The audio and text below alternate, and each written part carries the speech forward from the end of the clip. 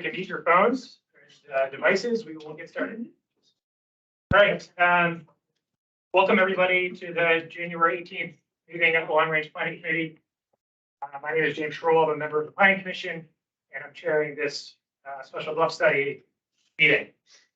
Before we get started here, I'll go over a few ground rules and a few pieces of information for those of us who are here in person and those who are joining online.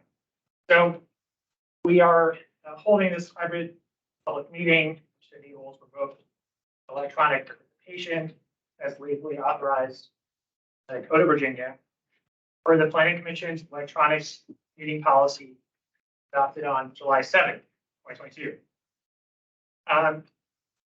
Folks are participating here, as I said, in the room, and also people are participating remotely. We do have a quorum here in the room, which I should acknowledge based on the roster that was adopted at the recent Planning Commission meeting. I'd like to orient everybody to our hybrid environment and cover a few specifics about how tonight's meeting will run. Members of the public may attend the meeting personally or electronically by using the Microsoft Teams link, which was provided on the LRPC webpage, county's events calendar, and the email notification sent to LRPC email subscribers. Additionally, there is a dial-in phone option for anybody who wishes to use it. And if you lose internet connectivity during tonight's meeting, we encourage you to join us by phone. Please keep your phones, devices muted until you're called upon to speak. I'll cover when to turn it on here in a moment. For our virtual attendees, please turn off your video feeds. I will address when to turn it on here in a moment. The meeting chat is active for two purposes: for participants who have technical difficulties, and for those who want to pose brief clarifying questions to the larger audience. Well, this may be monitored by staff. It may not be formally acknowledged. Anybody who's wishing to make public comment needs to do so verbally at the end of the meeting. The chat should not be used for any discussion or any inappropriate statements. For the LRPC members, a few reminders for you. The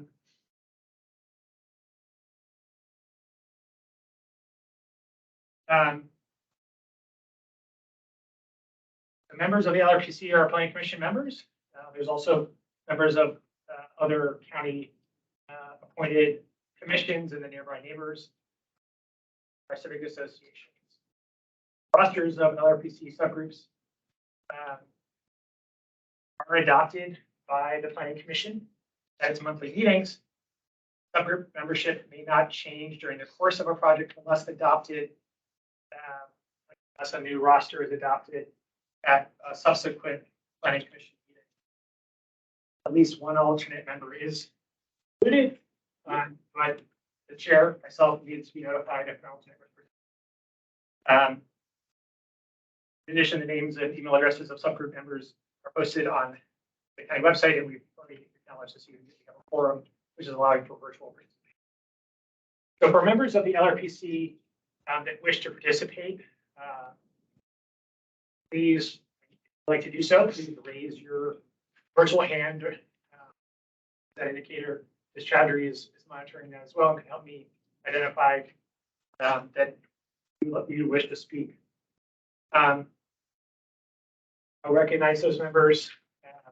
I see them. Please turn on your camera and unmute yourself, speaking as an LRPC member. And then once you've concluded your remarks, please turn off your video feed and mute yourself again. For members of the public who are joining us who are not representing an organization at the LRPC table, they do intend to have public comment at the conclusion of the meeting. There is a sign-in sheet here for the people in the room. If you'd like to make a comment, there's a place to do that. Folks who are joining us virtually, if you want to give public comment, please indicate that in the chat function. Again, if you'd like to make a public comment, please type that desire into the chat function. The Chowdhury is going to be gathering that. We'll have public comment at the end of the meeting. I'm giving folks 2 minutes at the end of the meeting to make public comment. We will have Lastly, this meeting is being recorded. Anything that's said or captured online is subject to Virginia Freedom of Information Act requirements as well. So that long prelude out of the way. Sorry for all that. Let us go around the table here for our LRPC members, and then we'll do the introductions online. And then we will jump into tonight's. Again, James Schroll, Planning Commission. Also raised, I'm a resident of Lakeland. Okay, so you're just a resident, you're not an LRPC member. That's you. Yes, please. If you're representing. Yeah. June Lantelli, Planning Commission. Leo Sarley, also Planning Commission. Clyde McGraw, Sunrise Senior Living. Pedrick Whitmore with Venable, represent the app. So Mike Howard's just a resident. Please. On Sauter, representing that. Margaret Rose, planning. Nika Chaudhary, planning. All right, let's just go around the outside here. You want to introduce yourself? Yes, sir. Yes, Lucia Lopez. You. Lindsay Stuckey, resident. Ben Simons, Sunrise. Thank you. Joanne McKee, resident. William McKee, resident. Bill Goodrich. Maria Manberg, resident. I think Mike Howard's Yeah, resident. great. Holly Shockey, resident. Chuck Mitchell, resident. Carl Settlemeyer, resident. Thank you. Chris Zebar, resident. Seaworth, resident. Thank you. All right, members of the LRPC who are joining us virtually, if you could raise your virtual hand, please. Commissioner Haynes. Carolyn Haynes with the Forestry and Natural Resource Commission. Did you call me? Hello? I will come to you in a minute, Ms. Ray. Commissioner Slack. Chris Slatt with the Transportation Commission. And if everybody in the room could speak up nice and loud when they speak, that would be of great benefit to all of us virtual. Thank you. Thank you. Commissioner Ray. This is Doris Ray, and I'm representing the Disability Advisory Commission. Thank you. Commissioner McIntyre. Joe McIntyre, representing Climate Change, Energy and Environment Commission. Thank you. Commissioner Schneider. Cynthia Schneider, representing the Commission on Aging. Thank you. Mr. Weaver. Don Weber, representing Waverly Hills Civic Association. Thank you, Mr. Weber, and apologies for mispronouncing your name. Ms. Walker. Andrea Walker, Pedestrian Advisory Committee, but I'm also a member of the Commission on Aging. Thank you, Commissioner Walker. All right. Reminder to folks to lower your virtual hand once you've introduced yourself. 50 members of staff are joining us electronically.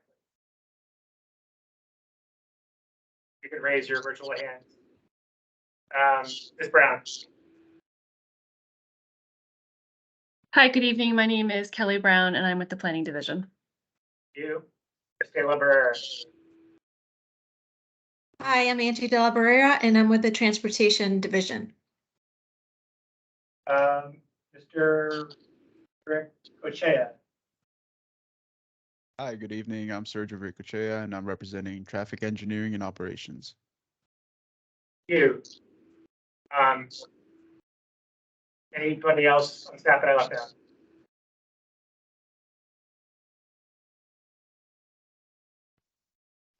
I know we have a number of other folks who are joining us electronically. I think in the interest of time, might try to move along in our agenda. If you are making public comment, we would encourage you to introduce yourself at that time. So we do thank you for all the public attendance this evening. We appreciate that. So let me just set a little bit of ground rules of what we're here to do. Set the stage a little bit, and then I want to turn it over to Ms. Rose for a staff presentation, followed by applicant, and certainly the Cleveland presentation as well.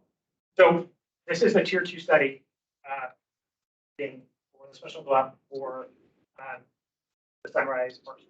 We are here to evaluate whether it is in the realm of possibility to consider these changes at the Sunrise parcel, and whether we would think it appropriate to eventually allow a site plan to be filed. So this is high level discussion here to think about broad topics, passing, height, general topics. What you won't hear tonight is where the front door is, where the actual loading is going to be, actually how many cars are coming in and out of this site. And I know that is a concern of many of the folks in this room. A lot of those topics, as Ms. Rose will probably walk through, are site plan concerns. So it is not to say that they are not ones that we cover. We certainly would, but they may not be covered this evening.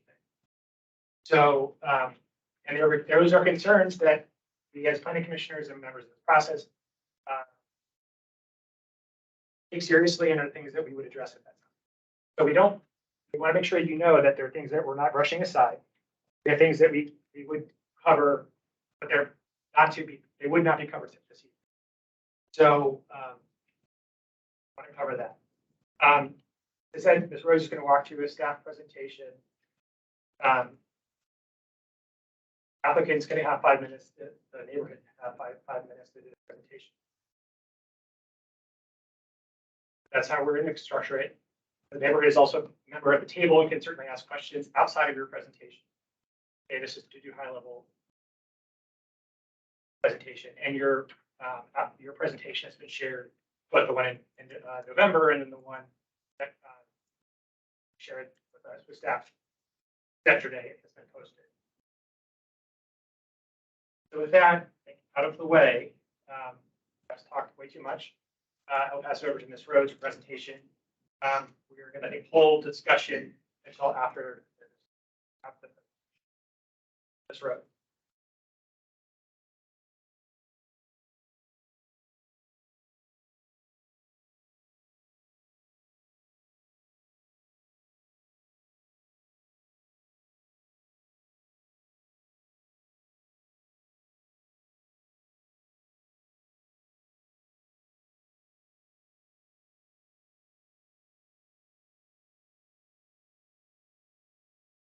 My name is Margaret Rhodes, and I'm with the Planning Division.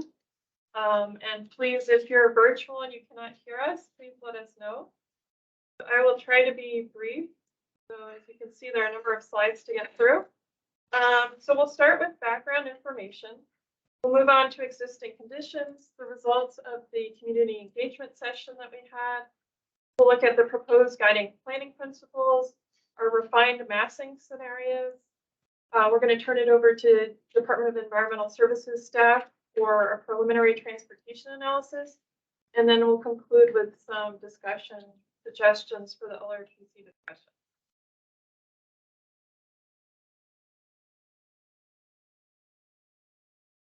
So to start this presentation, we will quickly cover the background information for the special study process. So you can see the policy for consideration of general land use plan amendments unanticipated by previous planning efforts was adopted by the county board in 2008. This policy calls for a community review process in those instances where there is either no adopted plan or where the request is an area where it would be inconsistent with a relevant adopted plan. Special GLUB studies evaluate the appropriateness of the requested GLUB or general land use plan change and what GLUB category or categories may be most appropriate. So in sharing this information, I want to highlight that there have been questions from the community about spot zoning and whether the county is conducting spot zoning and considering applications that differ from the existing GLUB and the existing zoning. And it is important to understand that this is not spot zoning. Many areas of the county, including this site, are never planned, but rather designated based on the existing zoning or land use at the time the general land use plan was adopted back in 1961.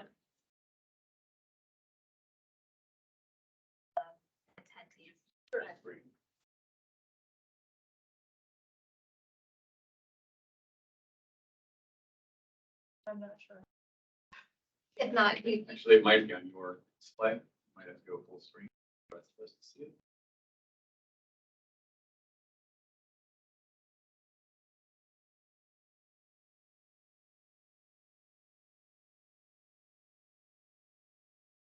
The left-hand corner where it says view.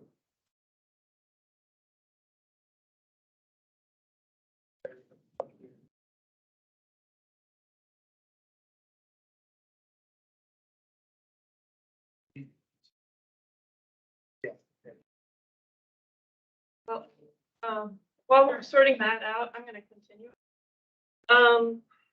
This is also available online. We've posted it on both the Sunrise Special General Land Use Plan Study webpage, which you can find through a Google search on the Arlington County webpage. And it's also on the Long Range Planning Committee of the Planning Commission webpage, which you can Google under our LRPC if you're not able to easily view the slides, but luckily some of our participants can see them. Picking back up where I was, the general land use plan was originally adopted way back in 1961. Special general land use process is a county board adopted policy, as we saw. It was adopted in 2008, and it provides an approach for considering the land use vision for individual sites or small areas. And whether it allows us to evaluate whether or not that land use vision might be appropriate given the lack of previous focused attention or study for the subject area, such as through a sector plan, a small area plan, or revitalization plan, or some other planning process. If through the study, the county board, who's the ultimate decider, decides that changing the land use vision would be appropriate, then an application can come forward with a request to change the land use vision and rezoning that is consistent with that land use vision. So we are actually talking about the vision for this area. Therefore, this is not flat zoning. So the special general land use plan study consists of two review phases. The tier 1, which we've already concluded, which determines whether a full special general land use plan study or some other kind of review process is appropriate. And then if the initial review finds that a special GLUF study should proceed, then staff would conduct what we're doing now, the full tier 2 study. At the tier 1 meeting for this site, it was determined that yes, a full review was warranted for this site. And the full study is what results in a study document and a recommendation to the Planning Commission and the County Board to advertise or not to advertise a GLUP amendment. And we would also bring forward a study document if it advances to that stage. These staff recommendations in the study document are then reviewed and considered by the Planning Commission and County Board. If a new general land use plan designation is deemed within the realm of consideration by the County Board, then a future site plan could be submitted, and the site plan would be reviewed against the guidance in our study document by the site plan review committee. And equity is something that we have used to develop and review our recommendations. And the engagement outreach that we have done and the analysis have been crafted with attention to equity throughout the process. And next we will review the background for the Sunrise Special GLUF study. Here you can see the site, which is situated at the intersection of North Glebe Road and 20th Street North, a few blocks south of Langston Boulevard. You can see it's located here on Glebe Road and arterial. And the site includes the existing Sunrise parcel and two adjacent R6 parcels. One right along 20th Street, a little strip, and then one that is currently occupied with a single family. The requested amendment is from low residential 1 to 10 units per acre to low medium residential 16 to 36 units per acre. And there is the potential for a future request of an associated rezoning from R6 to R818. And the rezoning would be examined at a future point concurrent with a potential site plan application if it advances that way. And GLUF and zoning amendments are needed to support expansion of the elder care use, For elder care, it's now a non-conforming use based on some changes to the zoning ordinance. Good question. We're holding questions. We're holding questions to the end. So for the tier 2 study, we're looking at the appropriateness of low medium residential. And we're studying, and I think this is where there was some confusion. We are studying, because this is a high level general land use plan study, we are looking at the uses, the range of uses, density and height permitted in the zoning district associated with the low medium residential land use. So although the application was for elder care, doing our due diligence as a group here, we need to look at multiple uses. So that hence the modeling of both the multifamily and the elder care use.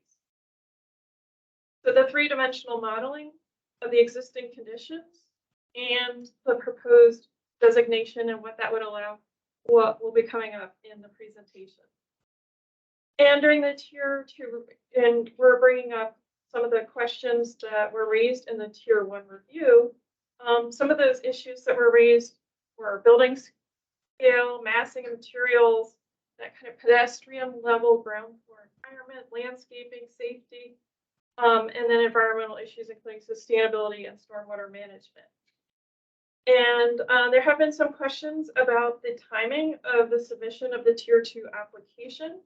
And staff has reviewed the records, and the applicant paid for the tier 2 submission, but we did not have a formal tier 2 letter that was submitted. However, staff had already had all the information required for the tier 2 application checklist. And that had come in with the tier 1 application. So no additional information was needed for staff to proceed with the review as recommended by the LRPC at the LRPC tier 1 meeting. And given that the process guide is administrative and procedural as opposed to regulatory, and no additional information was needed to proceed with tier 2, we'd already gotten the full transportation analysis, etc. Staff will be evaluating the need to have tier 2 applications, application letters in the future as we look at potential process updates, see what may be needed in terms of process updates. And I'll just also note that the scope of this study includes addressing issues raised, as I mentioned, during the tier 1 review, and the staff presentation addresses those areas of concern for the proposed guiding principles. So we'll talk about that a little bit more further along in the presentation.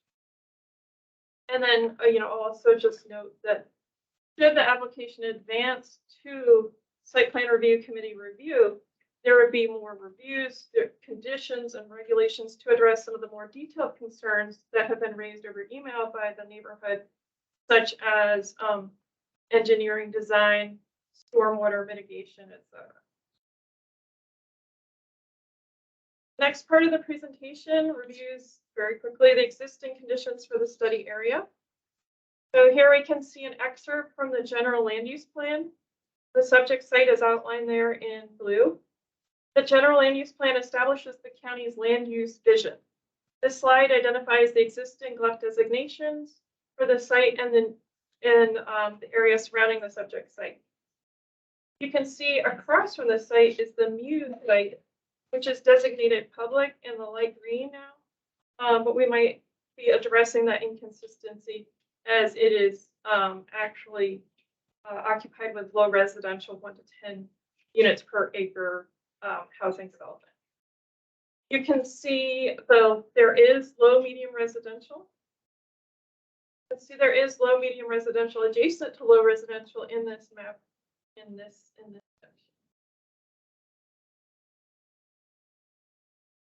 This slide identifies the current zoning districts near the subject site. Subject site is R6. And here you can see the zoning districts that are typically associated with that low medium residential GLEF designation.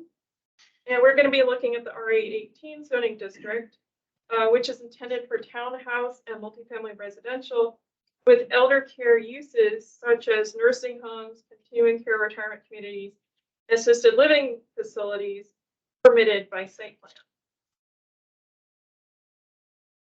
And for additional comprehensive plan guidance for this area, we looked at the Affordable Housing Master Plan, which is relevant because it calls for allowing Arlington residents to age in the community and provide supports that they can do that.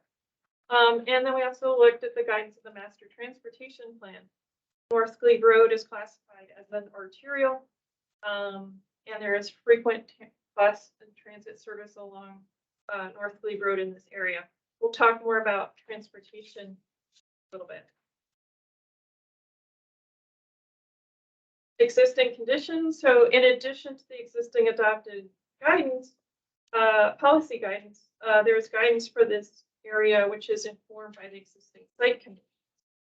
Here we have a site analysis overview. You can see the subject site towards the center of the screen. And you can see the observed land uses, public spaces, transit and bicycle infrastructure, and tree canopy in the vicinity of the study area. And next, we'll look at the results of our community engagement survey.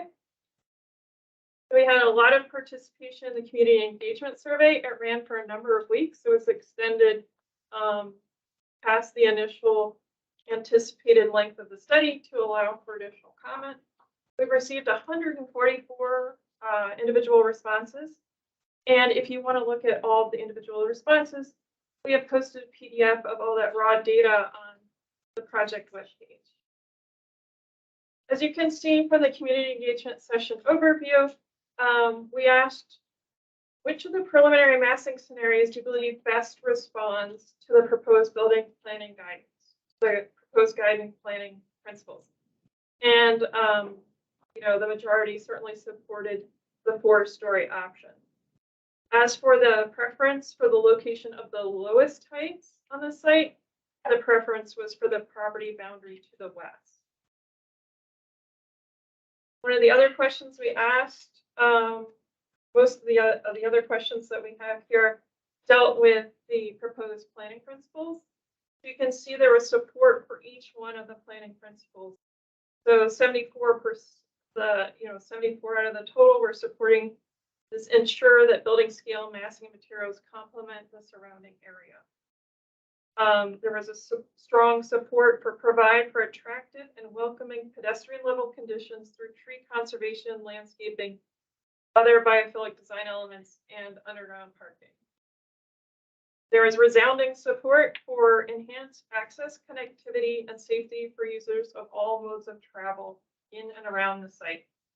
There is also strong support for prioritizing sustainability and stormwater best practices.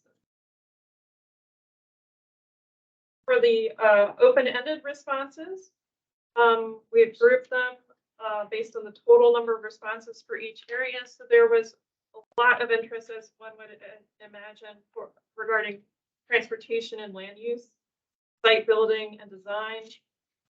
There were also a number of comments on the environment, some comments on the planning process. The elementary school had no concerns, construction and displacement, racial equity, fire safety, and public art were also topics that were discussed. In addition to the responses that we got through the online community engagement survey, we also heard directly from the president of the Gleewood Civic Association identifying some of these transportation concerns, pedestrian crossings, access and loading, with issues potentially with delivery and landscaping trucks, clear passage, emergency vehicles, etc. And then apparently there is pickup and drop-off activity occurring for the nearby elementary school on 20th Street. Now that we've covered the existing conditions, we're going to look at the proposed guiding planning principles. So the proposed guiding planning principles that we've developed are intended to provide high-level, context-sensitive guidance for this site. They're intended to be, as I said, high-level, and they were informed by both the adopted plan guidance that we just looked at and by the input that we garnered through the Tier 1 LRPC meeting and the community engagement session. The principles have remained unchanged from those that you saw during the community engagement session, as the input received during that engagement session confirmed their validity. Again, these are the principles which I had gone over in the context of the community engagement results. And then for more specific areas where we've heard people would like to see more specific guidance, like hurricane, stormwater management, etc. Again, as Commissioner Schroll mentioned, those are the types of things that would be addressed if this was advanced to site plan review. Those more fine-grained. Now look at the refined massing scenarios. And these were refined based on, again, that input that we received at the LRPC meeting and through the community engagement session. They illustrate, as I mentioned before, a range of height and massing options under the R18 zoning district for elder care and multifamily uses. Again, we have a responsibility to show the range of potential uses, heights, and density. We are not trying to use these to convey staff's preferred options. We are trying to explore the range of uses, density, and heights associated with this area so that we all have an understanding of that. And you know, again, these are based on the input we've received. And it's important to note that lower building heights and or tables could be recommended if that's the feedback that, you know, some of the feedback that we hear at this meeting. The modeling assumptions, I don't want to go over these in detail, but they're fairly general. We're assuming underground parking. We're assuming access off of 20th Street. We made unit assumptions for elder care and multifamily to try and capture the common areas for those. And we would propose that there be greater height and massing towards the arterial Glebe Road, and then less towards the residential structures. And then the footprint that we designed was try and preserve the greatest number of trees on site.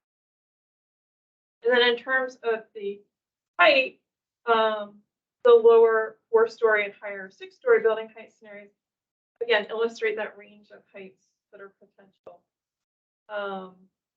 And then in terms of the density that we modeled, we did one scenario with the base site plan density, and then we did two with a modest 0.25 bonus density, which could allow for a green building initiative or affordable housing incentive. But again, none of the density and none of the bonus, et cetera, is to be decided here. That would be something, if this was to advance to site plan, that would be discussed in my.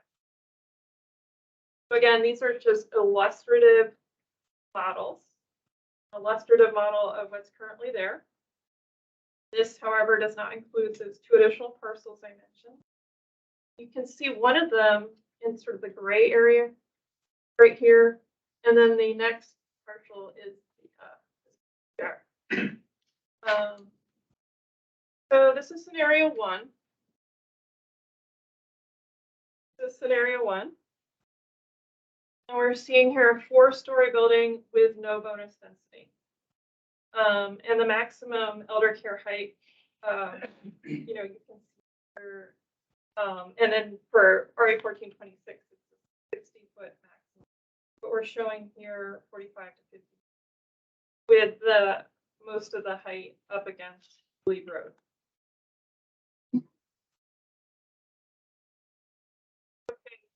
Okay.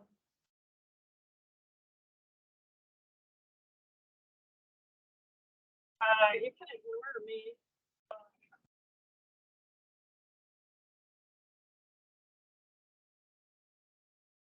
Sound better that way. So this is the 4-story building scenario with the bonus density. Here you can see it goes from 3 stories to 4 stories, and then stays at 4 on the Glebe Road.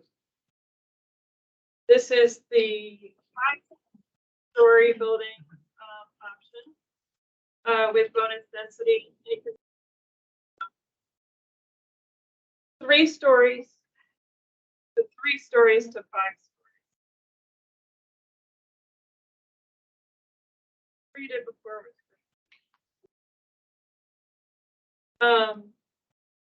Yeah, sorry about that. You can see here. Can you guys repeat that? Yeah. Sure. Sure. Let me go back to this one. Somebody else calling in. Please mute yourself if this is coming from your audio.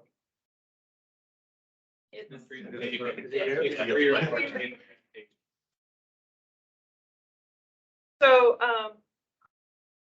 we can look at these, not sure when Well, it's not really. Do it. so, I'll let myself.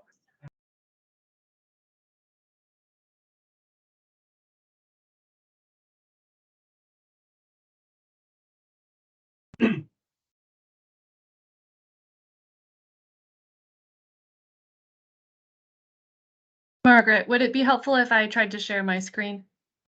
Sure. Okay, Thank you, Ms. Brown. sure. I'm gonna stop sharing. Share with patients.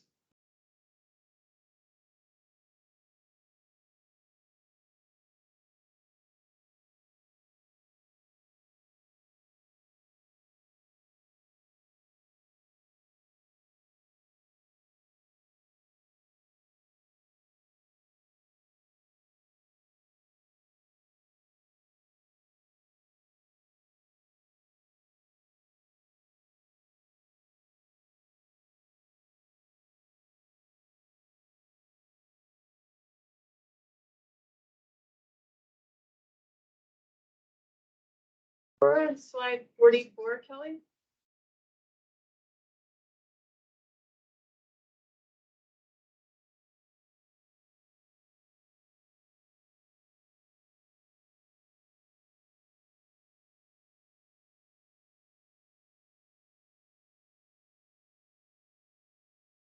Great, thanks, Kelly. So scenario 1 is a 4-story building with no bonus density. The greater height is up along Glebe Road. Scenario 2, go to the next slide, is a 4-story building with bonus density, that small amount of bonus density that could allow for green building initiative or affordable housing or other bonus. If there was a desire for that, if this was to advance the site plan review process. You can see here it's starting further down 20th Street. You've got 3 stories, then moving to 4 stories, and 4 stories coming around along Glebe Road. This is a 5-story scenario. This is the next one, scenario 3, with again that bonus density. And you can see it's 3 stories further down 20th Street, keeping 3 stories through the middle of the building, and then moving up to 5 stories along Glebe Road. Next slide is the proposed planning principles and massing scenarios and how they relate to one another. So for the first scenario, you can see the 4-story building would have less height, but may cover more of the site. And the building in all these scenarios would be, we would recommend that it would step down towards the surrounding houses. Scenario 2, a 4-story building similar to what's in scenario 1, but with that bonus density we discussed. And then scenario 3, the building would, with the greater height, could cover less of the site with a smaller footprint, while achieving the same number of units. And then for the 3 scenarios related to the ground story plane, trees conservation, landscaping, etc. For scenarios 1 and 2, with the lower heights, the building would occupy likely a greater portion of the site, allowing for less green space. Whereas with a massing along Glebe Road and additional massing, there might be an opportunity for more green space. We go to the next slide. We can see with regards to the transportation connectivity planning principle, for all of these, we're presuming that access would be off 20th Street, with, for the bonus scenarios, potentially some limited access off of North Glebe Road. Other recommendations, more specific, would be addressed in the study document that we've been preparing. And then there would also be a discussion of stormwater and sustainability in the study document. And then given the input on the next, if we go back one slide to the preferred massing scenarios, given the input we've received from the LRPC, community, staff believes that all three of the scenarios I just showed are responsive to the proposed guiding principles. And scenarios 2 and 3 both allow for bonus density to realize community benefits that could potentially be sought, such as green building benefits. And then of these two scenarios with the bonus density, scenario 3 would allow for the most open space, with that building mass being concentrated up along North Glebe Road. And staff does not recommend that building height exceed 5 stories in any scenario given the context. And then I'm going to turn it over to Sergio for the preliminary transportation analysis. Thanks, Margaret. Could you possibly fix the display settings? I have some tables that it might be hard to read some of the numbers.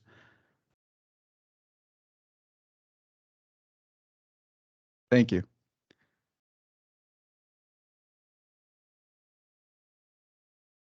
I firstly wanted to start off with just resources and assumptions we made for projecting these trips. In the next slide, you'll see that our main resource is an industry standard resource. It's the trip generation manual, and the county has the latest edition, which helps staff project trips not only for vehicles, but for pedestrians, transit, cyclists, and motorists. Some of the assumptions that we made for this site was that it is not close to rail transit. Typically, close to rail transit is within half a mile. This site is just over a mile from the nearest metro station. And then we use data sets that were for the areas of the Northeast and Mid-Atlantic regions. And we applied mode shares for the North Arlington area. Mode shares meaning that in this area, we see more motorists rather than transit users or walkers. But if you go to other areas like Ballston or Columbia Pike, you might see more transit users rather than motorists. Lastly, for the assumptions, multifamily residential, we considered as a producer of trips, and you'll see this in the tables as it's during the morning, there's more trips leaving the site, and then in the PM, you will see more trips are coming into the site. For the assisted living scenario, we decided that one is an attractor of trips because it has staff, visitors, and services that go to the site. So in the morning, you'll see more trips headed towards the site, and then in the PM, more trips are leaving the site. What's on the presentation right now is scenario 1. This is what was provided by CPHD. And for multifamily housing, we were provided 77 dwelling units. And then for the assisted living, we were provided the number of 128 beds.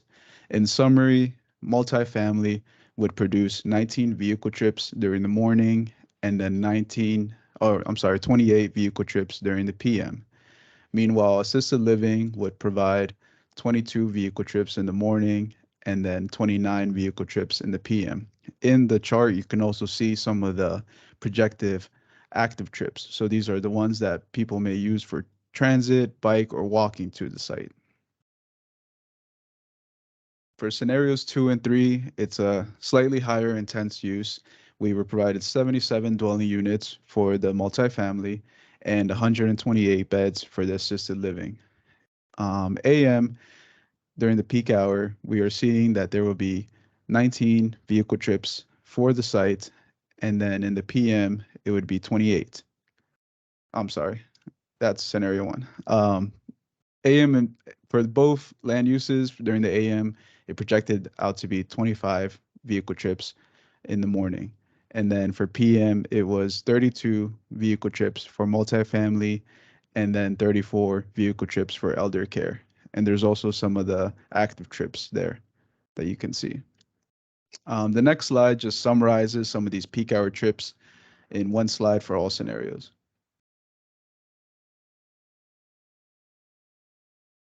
Lastly, in summary, with these trips, just for this site, we do not foresee that this development would require its own entrance off of Glebe Road. This is mostly to comply with some of the county standards and also to keep Glebe Road operational and just safe as well. As you know, if you provide some type of driveway access there, lefts out nearby 20th Street could become some conflict point if not, signalized well or if there's not enough sight distance. So those are some of the factors we consider. And also VDOT is the owner of Glebe Road, so a lot of their access management standards would require that some access be off 20th Street. If one were to be provided off Glebe Road, it would have to be some type of restricted access, as in a right out, right in, right out scenario. Our recommendations for this site and the developer is to submit a multimodal traffic assessment. So that assessment will capture some of the existing residential trips on 20th Street. We know that there's around 30 single-family homes there, and also we've heard that there's some pickup and drop-off during APS. So the developer would have to collect traffic counts just to capture what's happening on 20th Street today. On top of that, they would also put the projected site trips just to complete the picture of the impact of this site with the existing traffic on 20th Street to 20th Street and also to Glebe Road. Some additional recommendations are that we would urge the developer to internalize parking and loading onto their site. We've heard a lot from the residents about operations happening on the roadway or even in private property. To the right, there's an example of a Sunrise development in Burke, Virginia. We think that this one did a good job in the design of incorporating loading, pickup and drop off, and then even parking for visitors all into one site. Lastly, a lot of site plans will have community benefits, and what we're seeking from this type of site plan is that it should assist with formalizing 20th Street North. Currently, as you make a right or left turn onto 20th Street North, you will notice that curb and gutter are lacking, sidewalk connections are lacking as well. They kind of disappear after maybe 100 feet of getting into 20th Street. So some of these nice additions could help with drainage and also prevent vehicles from doing these operations on private property. How large is that site in Burke? So, Are we not taking that question? Because that's very relevant. so I think, to the the study. discussion right now is that, well, if you have questions. Oh, to I'm that, sorry. I just wondered how Yeah. large that. I'll ask the question. That's insane. I mean, that's gonna be at least 3 acres. It's just not I comparable. understand that you have that question, but it's not the time to blurt out questions. Oh, I just thought it's Not funny. the time.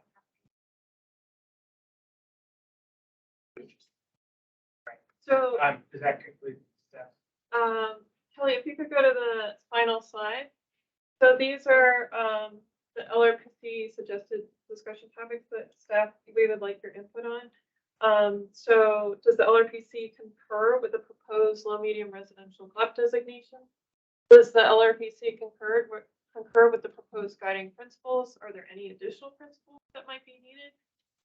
Does the LRPC concur with the recommended massing scenarios? And which building height does the LRPC think is most appropriate? And where on this site should the greatest heights be located and where should it taper down? So those are some things that we would like to see, have your feedback on tonight. Thank you. Thank you, staff, for your presentation.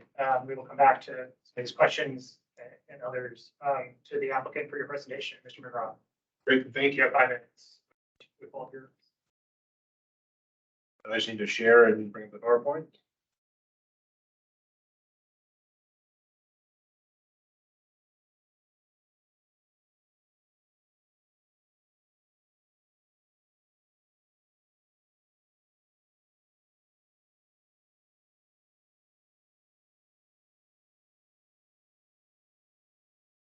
Wonderful, okay. Well, first of all, thank you everyone for being here tonight, both in person and virtual. As I said before, I'm Clyde McGraw. I'm Vice President of Real Estate for Sunrise Senior Living. We have Ben Simon from our development group and Kedrick Whitmore, who's our land use counsel from Arlington.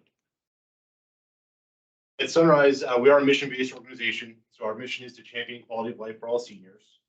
We also have a forward-looking vision statement, which is to create the preferred lifestyle for enjoying longer, healthier, happier lives. We're one of the largest providers of senior housing in North America, and we specialize in assisted living and memory care.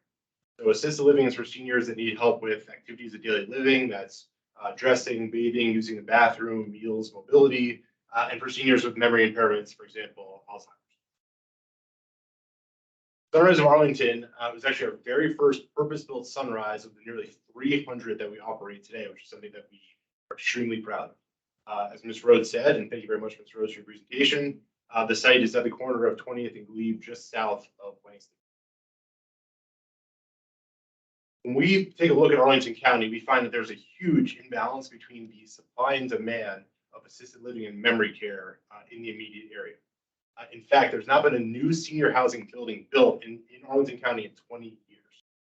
When we look at just the area right around the existing Sunrise, the 3-mile ring, we find that there's an imbalance of about 1,000 units of need for assisted living versus supply. For memory care, we find there's about a 600 unit imbalance between a need for memory care and what's actually available today. So there's this huge imbalance, and as our population continues to grow, that imbalance is going to get more. Looking at this existing Sunrise, as I mentioned, this is our very first purpose-built Sunrise, and we're very proud of. But unfortunately, the building is obsolete at this point. The units are too small, the bathrooms are too small, the hallways are too narrow. There's too little common space. As I'm sure everyone in this room can imagine, over 40 years there have been great changes in the design of senior housing, and unfortunately, the building is today obsolete. Looking at the existing site plan, you can see the outlined existing building, kind of the triangle shape here, the surface parking lot, and also the residential lot next door that we own. When speaking with many of our neighbors, the two major issues that we've heard are, number one, issues with parking and loading with the site, and number two, issues with stormwater management, which seems to be a problem in this area of Arlington. We would propose building a new Sunrise on the same location where one exists today. This will allow us to build a brand new state-of-the-art facility with slightly more units. We'll also be able to help solve some of the issues we've heard from the neighbors, including having all of our parking underground in a garage to help relieve some of the pressure on 20th Street in the neighborhood, as well as having a dedicated loading zone. In addition, when the building was built originally, I doubt there were stormwater management requirements, or if there were, they were minimal. Obviously, today we would put into place the highest requirements that Arlington County would have. Just a quick item on procedure. We are here for a tier 2 study, as Mr. Rhodes said. 3 requirements for us being paying the fee, which we did, providing a transportation analysis, which we also did, and providing any other information that staff requires. There was no further request for information. That's why we're here today. I did just want to mention, I did actually reach out multiple times to leadership of both Waverly Hills and Gleewood associations in preparation for this meeting. Unfortunately, I never heard back from any leadership. I also actually reached out to Mr. Sauter multiple times over the last, I guess it's probably over a year ago now. I also never heard back from him, unfortunately. That being said, I've met with many of the neighbors. Very happy to meet with any of you anytime and have a conversation. I did just want to point out here, there's a number of frequently asked questions we've heard regarding increases in density, transitions, structural impacts, traffic, stormwater management, spot zoning. We're happy to get into details on any of those. And finally, multifamily use. We have no interest in multifamily. We are a senior housing operator, and so just want to make that clear for everyone. Thank you. Thank you, Mr. McGraw. Mr. Sauter, take your presentation up. We'll have 5 minutes as well.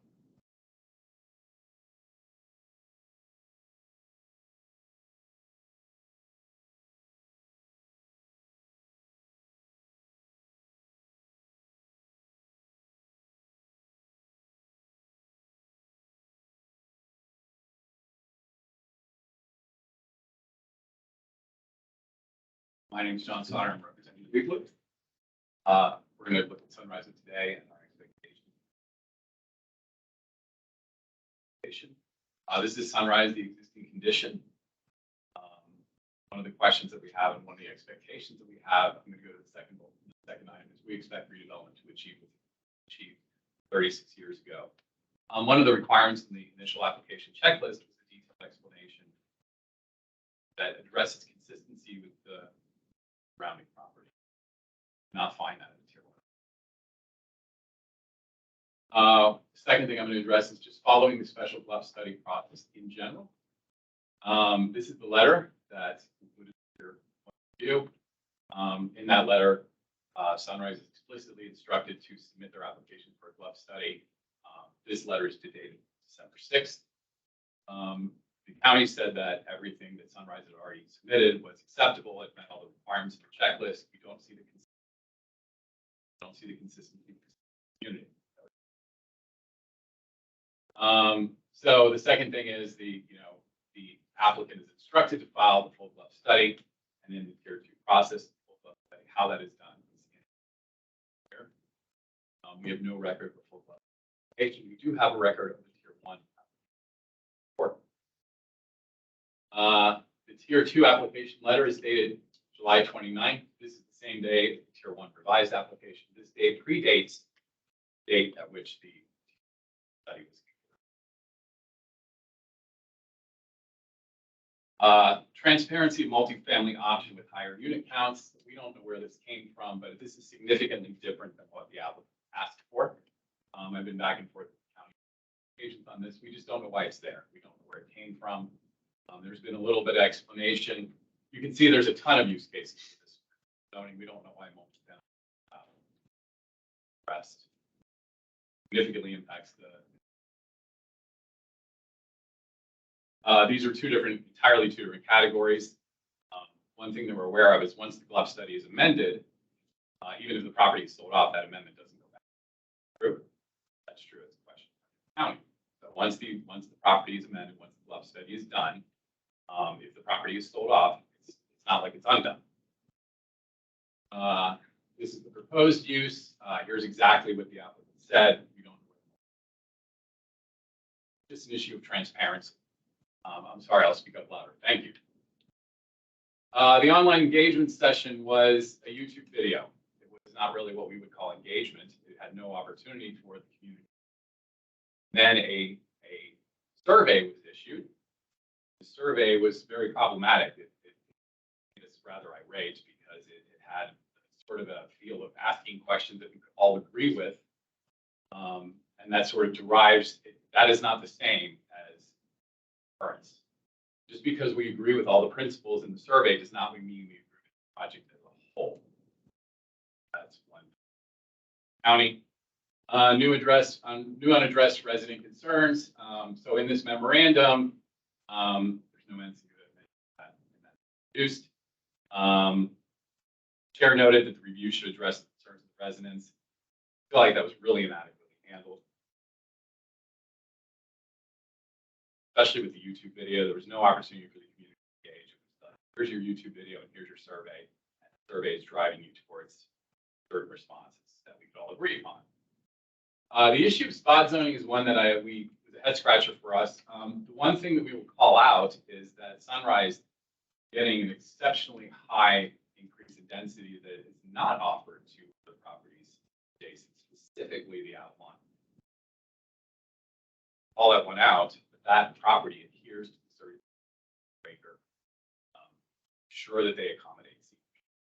Sure that they help. So they didn't get any of those benefits. I think you all made your point. I just kind of really draw out right here that Avalon does not have benefits. Conclusions. We want the process to be followed. We want the process to be transparent. We want the process to make sure that new concerns are not introduced, that the concerns that have already been brought up are addressed. New one we had up. We want the spot zoning thing more scrutinized, and we believe. Thank you, Mr. Sutter. Okay. The discussion is now with the members of the LRPC, both at the table and then those participating online. Ms. Ruth, do you mind putting discussion in the line? Sure, we will have some things probably planned that as well.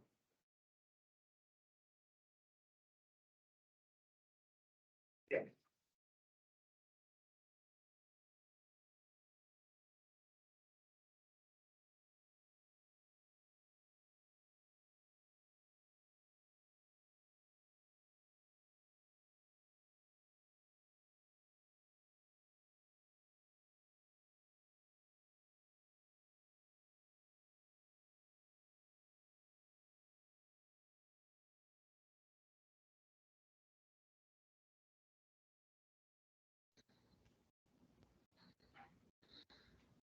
So the first recommended question was, does the LRPC concur with the proposed low medium residential club designation? Yeah, I could start off. My understanding is that right now it's zoned R6, and that's more of an artifact of that this facility was allowed in that zone when it was built, and subsequently the zoning was changed, and it's now a non-conforming use. So regardless of anything where it's appropriate for the zoning to change, to bring it, we'd want to bring it into compliance for anything here other than single family houses. Is that correct? Yeah, if there was, because it's a non-conforming use, if there was, say, a hurricane that wiped it out today, it could not be rebuilt. It's a legally non-conforming. Legally Right, non-conforming. That's incorrect. There is a whole section of the Arlington County zone that allows a property to be rebuilt in the event of. That is in. Right, but if somebody else came in and took it, I mean, the point is, the zoning is no longer correct for what the use is. But So it can stand as used. But it still is not correct, so it could be changed. The glove designation for this, is the glove designation still appropriate for this use after that zoning change? Because the density for our zones is like 1 to 10, and this is more than 1 to 10, isn't it? Our zone, so you can have low residential 1 to 10, and then there's also slightly higher low residential category. But I think you know, the request was for the low medium residential, which would correspond to the R818. So I think that's the question for the LRPC is R6 and low residential still the appropriate category here, or should something like low medium residential? And there's also a couple of other sites that be part of the cleanup. There's a public site that actually has houses on it now. So sort of the flip of this, that those houses are zoning. There's an inconsistency across the street with the Muse, and that's designated public. The county does not own that land. The county has no plans in our public spaces master plan or any other document of public use, like a park or something in that area. It's occupied now with houses, so that would be a cleanup that we could do. What designation for that is incorrect also. Correct. Okay, so Public is not correct for those houses there. So what we're looking at is a club designation really for both parcels is not up to date. It's not correct for the uses either existing or proposed. Correct. Thank you. Before we dive too deeply into this, I did want to take one step back on our agenda here and just do kind of questions, just for clarification. Mr. Sauer, I think you had some questions. I did. And so let's just do questions. Again, this is around the table here. If other folks have questions, we'll try to endeavor to answer later. Yeah, the original R6 was a special use. Anything were to happen to that property, right, would be rebuilt on the original height.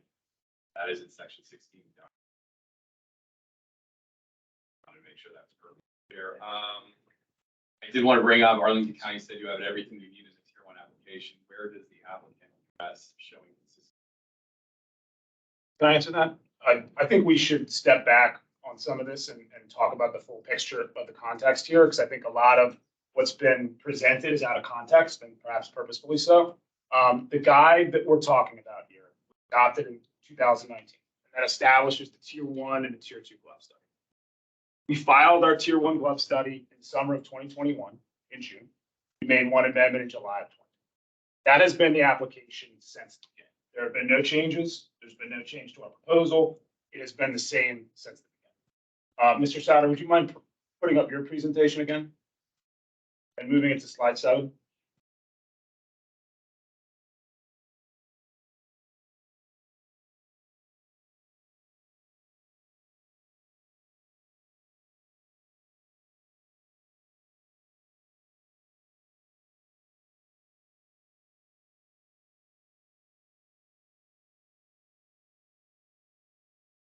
So the reason I want to take a look at this is because this lays out what is asked for in a tier 2 glove study. And not surprisingly, this is not the full page. This page has been edited. The entirety of the page is not shown. Have the And that's because the full page will tell you, a tier 2 GLUF study requires 3 things. It requires the payment of a fee, it requires the provision of a traffic study, and it requires any other information required by the staff based on discussions with the applicant. We paid our fee, provided our traffic study, discussed with the staff, we're told we needed nothing else. That is all that is required by the black letter of the guidance. To suggest otherwise is demonstrably untrue and in bad faith. That is the black letter law of this. So Mr. Sutter, could I ask you to slide down because they can't hear you on this roads? I guess if you could, like, they need to have you under this mic here. That's one. That's the black letter of what's written. 2 is past practice. There's been 1 special GLUF study with this manual. That was the Courthouse West study. What was filed with the Courthouse West study for tier 2 was a fee, traffic study, and no changes to the application because we talked with staff and they didn't need anything else. That is consistent with the past practice. Let me finish, please. So we're consistent with the letter of the law and we're consistent with past practice. Lastly, practically speaking, nothing has changed. Nothing's being hidden. Nothing's being obfuscated. We're ready to provide any information that you need. If anything has been deficient that we have proposed that you're not seeing, please let us know. We're happy to provide it. Question goes to the county. Mr. Sutter, you need to keep your voice up. My question goes to the county about consistency with fourth. Mr. Sutter, we provide information back and forth throughout the process, right? You understand that? So the fact that it's not in something filed 2 years ago does not mean it can't be provided. I'm sorry, I didn't interrupt. Question wasn't to you. Yeah. Mr. Rhodes. In the letter, they addressed consistency with the surrounding area in the letter, and that's actually really something that we don't detail what that means. And this is, as we mentioned before, it's procedural, it's administrative, it's not in the, none of this process is in the county code. None of this process is in the zoning ordinance. It's not legally binding. This is just sort of a procedural guide. And so, it's very, as you yourself said, no, I would not use that word. I would say, here's the full page. right, Not the end. subjective as to what constitutes demonstrating consistency in the area. That's something that we talked about in our presentation as staff. We looked at, what is the surrounding context? We went through the background information that you all saw. We went through the conditions. And then in our guiding principles, our very first guiding principle is to deal with that context and making sure that what is proposed, anything that's potentially proposed here would complement that surrounding area. So ensure building scale, massing, and materials complement the surrounding areas. You can see that on slide on page 38 of our presentation. So they were the application, all of the application materials were received by staff. So it sounds like you do not feel that their proposal is, I don't know what the word was that you used, consistent with the surrounding area, but that's something that we need to be discussing tonight. Are our guiding principles addressing that concern?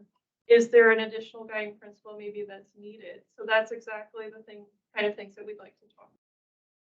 You're concerned about consistency around And kind of while we're on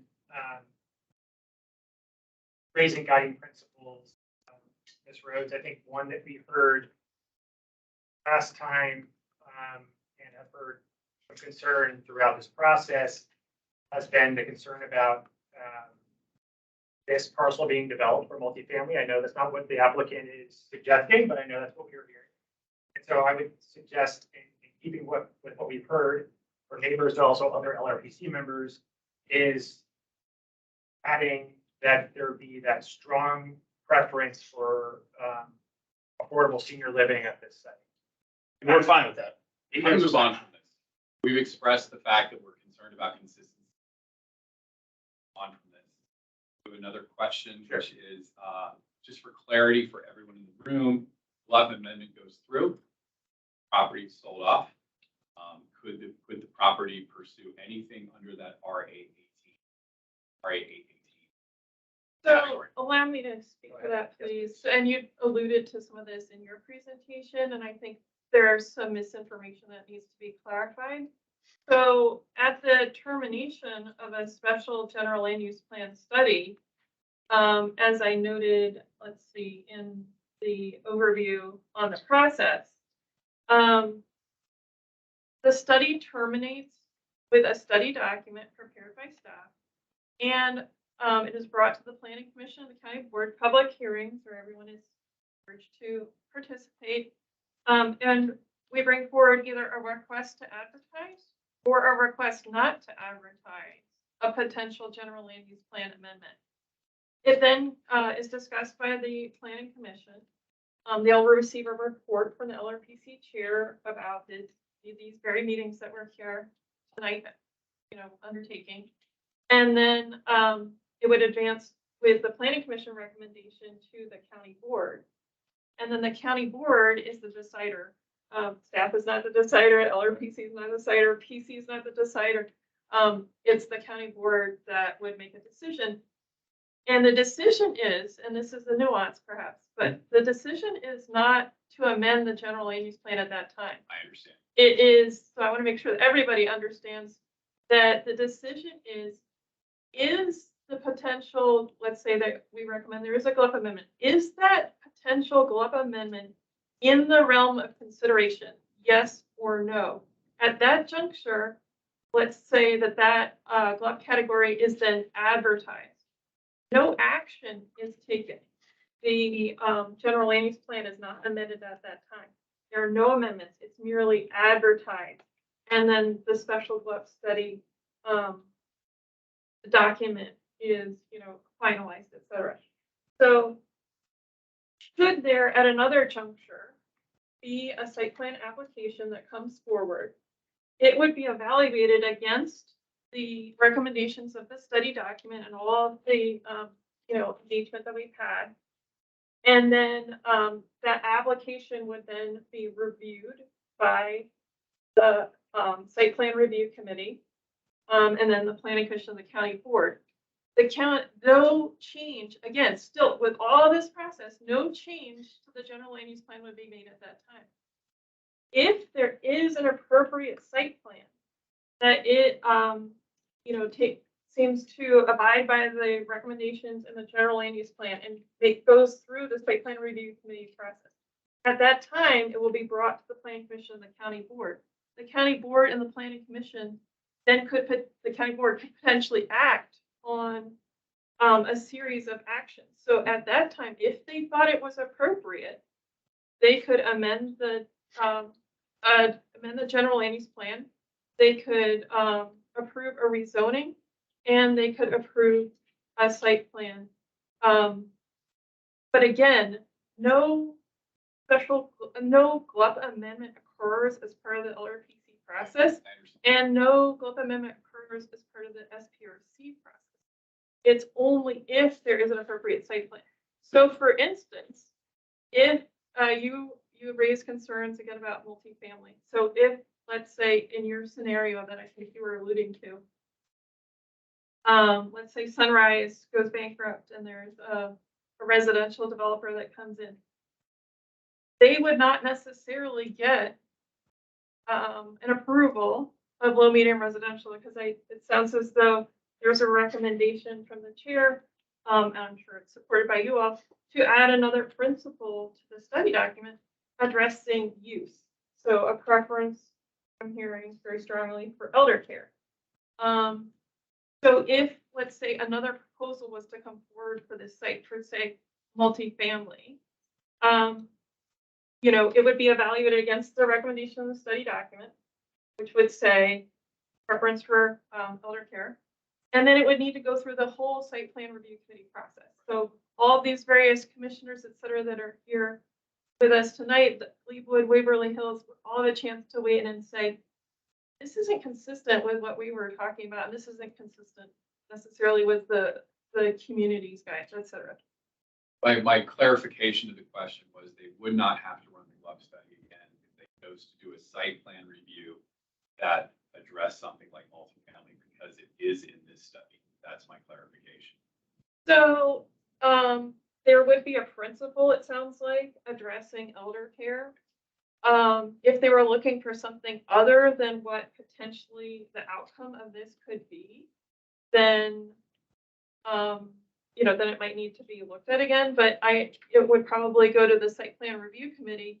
And then at that juncture, the site plan review committee and then the planning commission, the county board would evaluate against this. And, of course, everyone would have that opportunity to weigh in and say, I don't like this, or, whatever. Sure, that's just like, that's gonna have to happen no matter what for and that the current study as it's done, reducing the multifamily option and then raise that option. So to clarify it, we're not actually introducing any uses. This is a general land use plan study. And so we're evaluating all of the uses, the range of heights, the range of density, et cetera, to make sure that everyone has a fulsome picture of what these categories could potentially look like. But there are other uses in there as well. There's townhouse uses.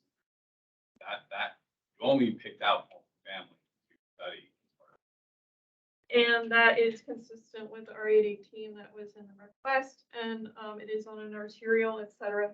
So, I don't think that, it could be any one of those. So specifically multifamily. We focused on multifamily as, what the worst case scenario, I guess, from your perspective, and in terms of transportation analysis, we looked at the highest level. We want to paint that picture of what that range is. All right, so we have a question for Mr. Weber. Yeah, I didn't see any slide that actually showed the existing tree canopy. I visited the site today. The mature large trees are along Glebe Road.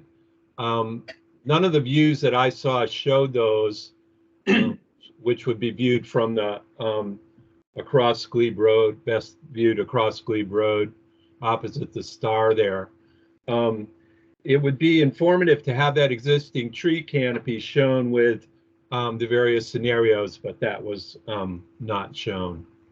Just to see what tree canopy would be lost under the different scenarios. Does anyone have that view available? This slide, one of the things that it shows is the tree canopy, but that is something that we could certainly address with some better visuals in the study document. If you claim to show it 3D, that's what I'd like to see, like the actual thing. And there's a large white pine, several sycamores, and a oak along Glebe Road, and the existing scenarios don't appear to allow those trees to remain. And I think it's important to point out, and you'll probably hear us, Mr. Weber, say this a few times tonight, that these don't reflect an actual proposal. So while they're potential massing models, it's hard to say that, when we ultimately come forward, this tree will be here, this tree will not. We just haven't designed the building yet. But I was asking for an adequate treatment of the current conditions. Makes sense. I think something slightly different. We're going to miss Shane, and I will come back to you after other. Mr. Weber, anything else before we go to Ms. Haynes? Not at this time. Thank you, Ms. Haynes, or Mr. Haynes. Yeah, I would just like to second Mr. Weber's comments on that. And I noticed on the applicant's presentation that there's no mention of tree canopy on the frequently asked questions. So that might be something else they might want to add as well. Thank you. Commissioner Haynes. All right, back to you, Mr. Stoner, and then I do want to move through our discussion. Yeah, just the date of the transportation land use study, mid-COVID, schools closed. That probably should. So I'd like to just respond to that very briefly. So the applicant provided a transportation analysis as part of their tier 1 application, which also satisfies that requirement for tier 2. Staff actually, as Sergio presented, runs our own transportation analysis. So we are actually looking at general models through ITE. So those are based on, and Sergio can probably explain it better than I can, but on those models. So it has no real relationship to actual, pandemic, post-pandemic, conditions, et cetera. And again, this is theoretical based on assumptions. So if this was to advance to a site plan application, the applicant would actually design the building, and then we'd actually know we would require a full multi-transportation analysis of that juncture. And that's when it would be really important to make sure that the time of the year, et cetera, is accounted for in that full multimodal transportation. Okay. Let us move back to the discussion outline. Next item was the discussion of whether there's kind of concurrence with the proposed low, medium residential bluff designation. So we did hear some from Commissioner Lantelmi. I welcome other feedback, reactions to that proposal.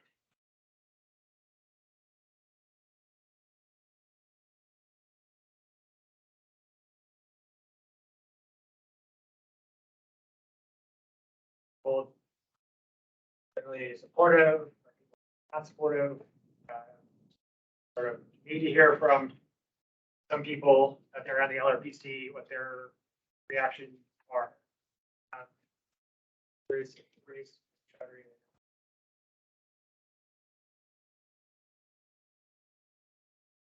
Ms. Ray.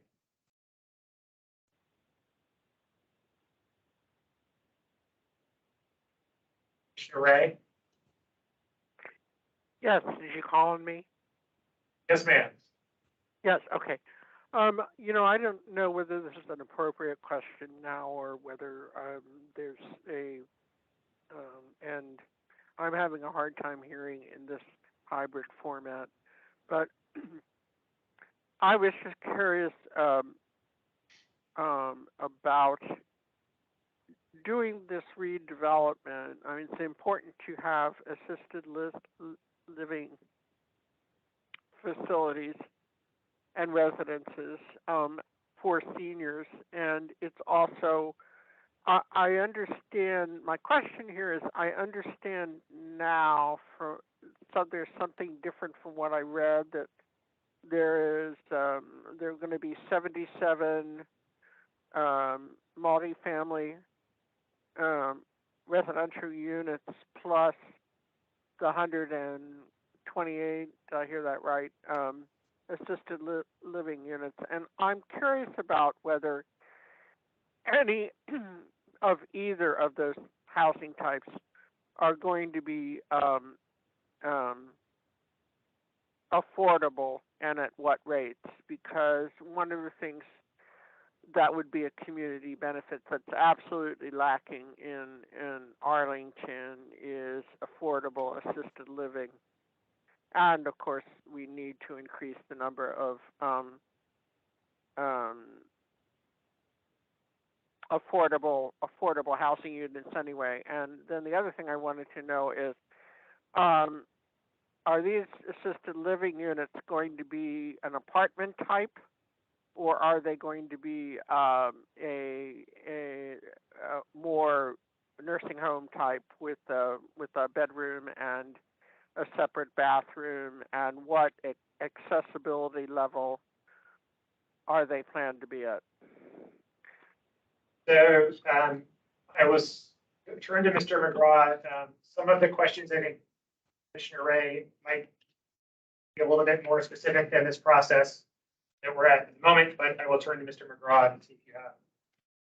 Absolutely. So I think there were two questions I heard. The first was about affordable units here. So as of right now, when the building is not designed, we don't know what the final density or unit count will be. We are not proposing any affordable on-site units here at this juncture.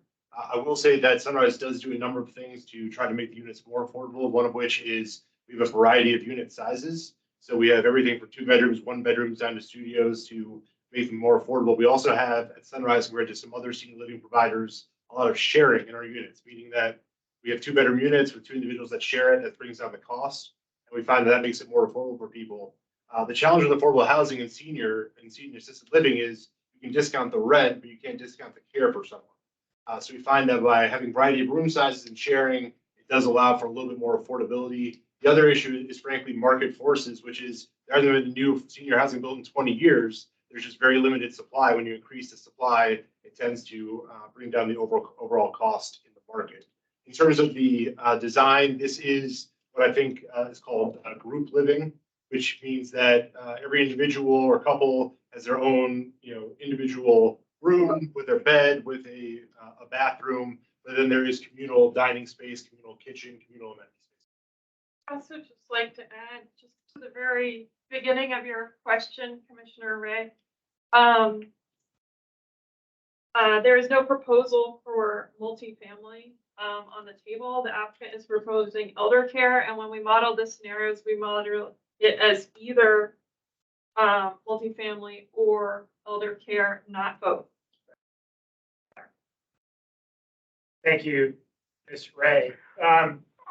Commissioner Can I Schneider. ask one follow-up, please? Yes. And that is, what level assisted living is offered there? I mean, there are 4 levels of assisted living, so I just wondered what level. I'm not sure if I follow what you mean by levels of assisted living, but Sunrise typically provides the highest level of assisted living available, short of skilled nursing. Independent. Yes. Okay. Oh, I'm sorry. Sure. If you mean, from the gamut of active adult, independent living, assisted living, or skilled nursing. Active adult is essentially an apartment building where you say you must be 55 or older to live here. That's not what this is. Independent living is for seniors in group living, but doesn't provide any care. That's not what this would be. Skilled nursing at the far spectrum is full-on medical care 24/7, which is not what this is. This is assisted living. This is for seniors that need assistance with activities of daily living. As I mentioned, bathing, dressing, using the bathroom, mobility, meals, for seniors with memory impairments like Alzheimer's. So that's our specialty, is assisted living and memory care, which is the same as what's on site today. Thank you. Commissioner Schneider. Yes, thank you. I would, on behalf of the Commission on Aging, I would just like to echo the concerns of Commissioner Ray about the need for affordable assisted living. And we raised this in a private meeting with Mr.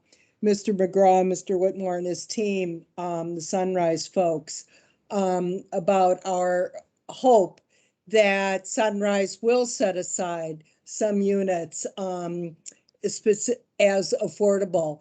And I would like to remind the Sunrise folks, in their development in Old Town, the Sunrise of Old Town, they did set aside 2 units in that building as auxiliary grant units, which are for very low income persons. Thank you, Commissioner Schneider. Okay, I do want to kind of get us back to see if there's any more comments on the proposed GLUP designation. If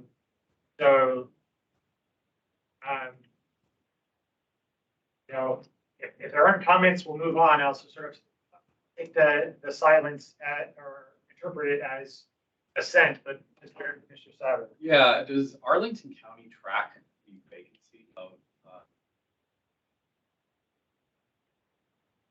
there? But in other words, is there any measure, like objective measure of the supply of senior housing in Arlington?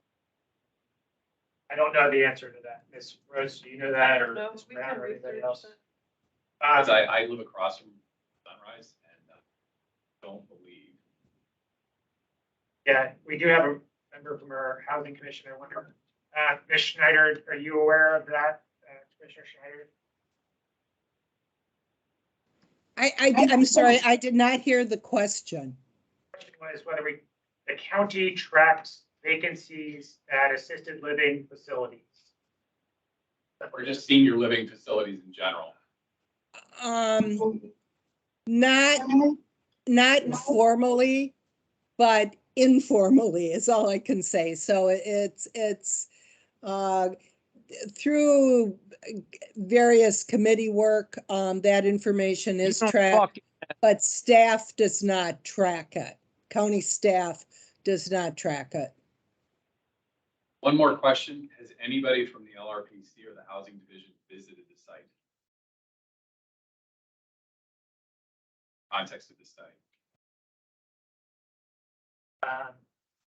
Ms. Ray, Ms.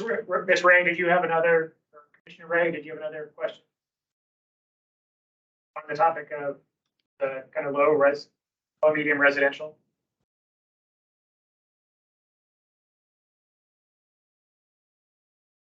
All right, so I'm not hearing any strong critique of the club designation, so we shall move on in our conversation.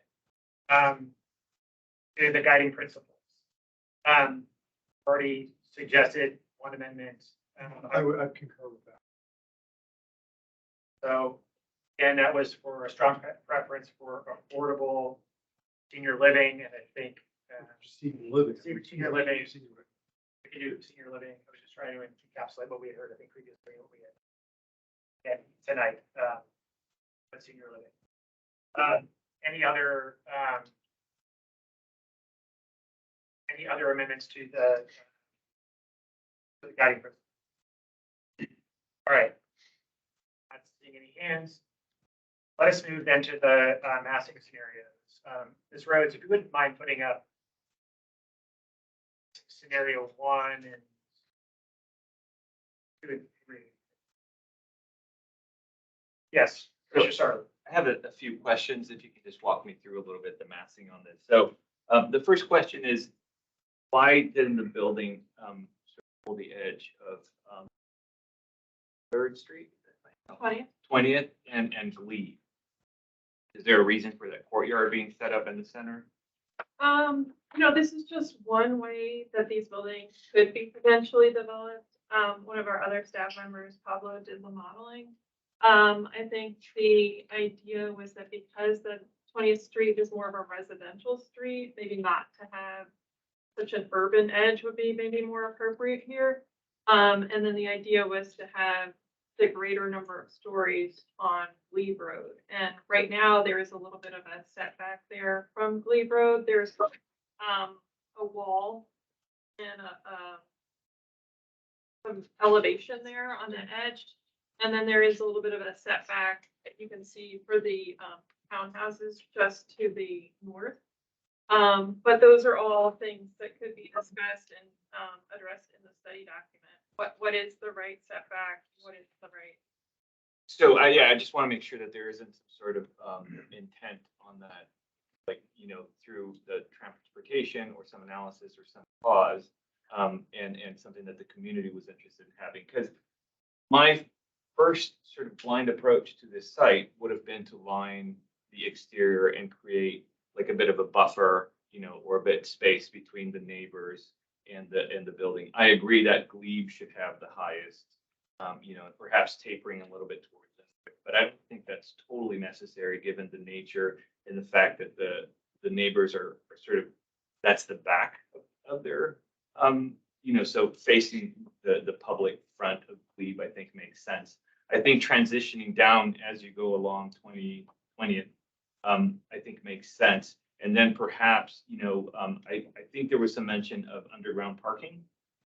So I think, if I recall correctly, from an engineering perspective, given the grade, that could be used to your advantage. The fact that along Glebe or at the beginning of 20th, there's this sort of lower level, which, creates the opportunity to put that underground parking garage with less ramp, which builds in the efficiency.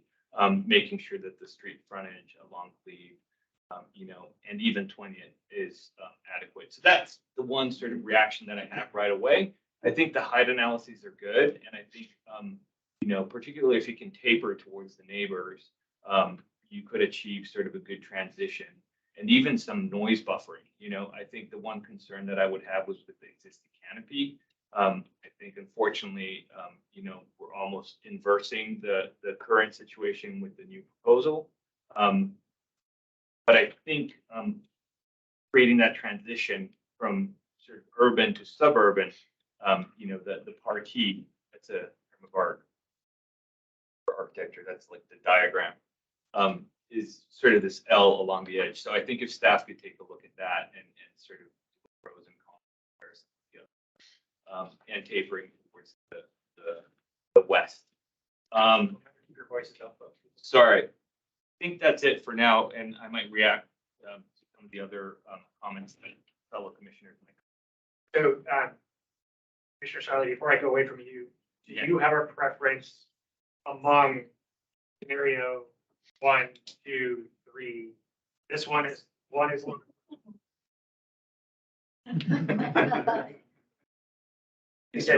Just cannot stop talking about it. So I think so the short answer is I think no, I do not. And I think there's not enough of a contrast to cause me to have a strong preference one way or the other. I think it starts to become on the detail. One of the things that the existing structure has is it has a lot of scale and how should I say this? It has elements on the architecture that make it residential in flavor. And I think some of that can be brought back. But again, I think it really is on the design where you can transition from the more urban to the more residential in the building.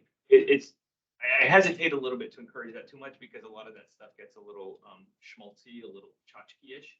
So you have to also avoid that. And I think at some point, letting the building be the building is almost a better thing as far as it relates to the neighborhood and as far as it's sort of blending in. But I think, you know, I would react obviously with more detail and more preference once I see some more detailed drawings. I have to say for the applicant, the roof plan that's in your presentation is not particularly encouraging. So, just Commissioner Sarli. Sorry. Yes, we're a little far afield on roof plans at LRPC. Admittedly, but I think even from a massing stand, I think that diagram's a little bit sort of misleading. But that's my quick reaction. Okay. I want to go to Commissioner Haynes and we'll come to you, Commissioner Haynes. Thank you. Yeah. I get it that these are massing studies and that this is not the SPRC. I get all of that. But I think to the point that was made earlier, the fact that there are some mature trees along Glebe Road, and if one of the guiding principles is preservation, tree conservation, it seems that we really do need to be thinking about that. There's also another tree, a large tree right on 20th. And seems to me as we're thinking about the larger picture, I'm fine with the higher density along Glebe Road, but it needs to be in the context of that tree preservation because they really are the worth preserving in that site. Thank you. Thank you, Commissioner Haynes. Commissioner McIntyre, I want to let you know that unfortunately C2, E2 is not on the adopted roster for this LRPC.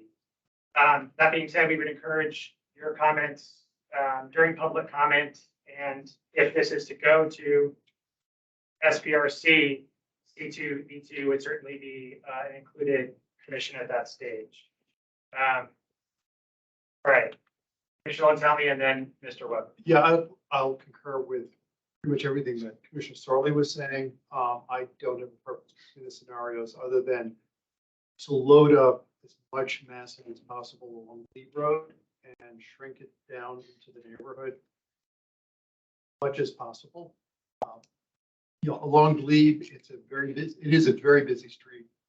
I think there actually would be some sound screening effects by the more massing you have there, the neighborhoods that go down the hill off of Glebe further down 20th Street. So I think that actually would work fine. But definitely Glebe is where the most of the massing should be. I also like the idea of the underground parking that'll free up presumably some open space.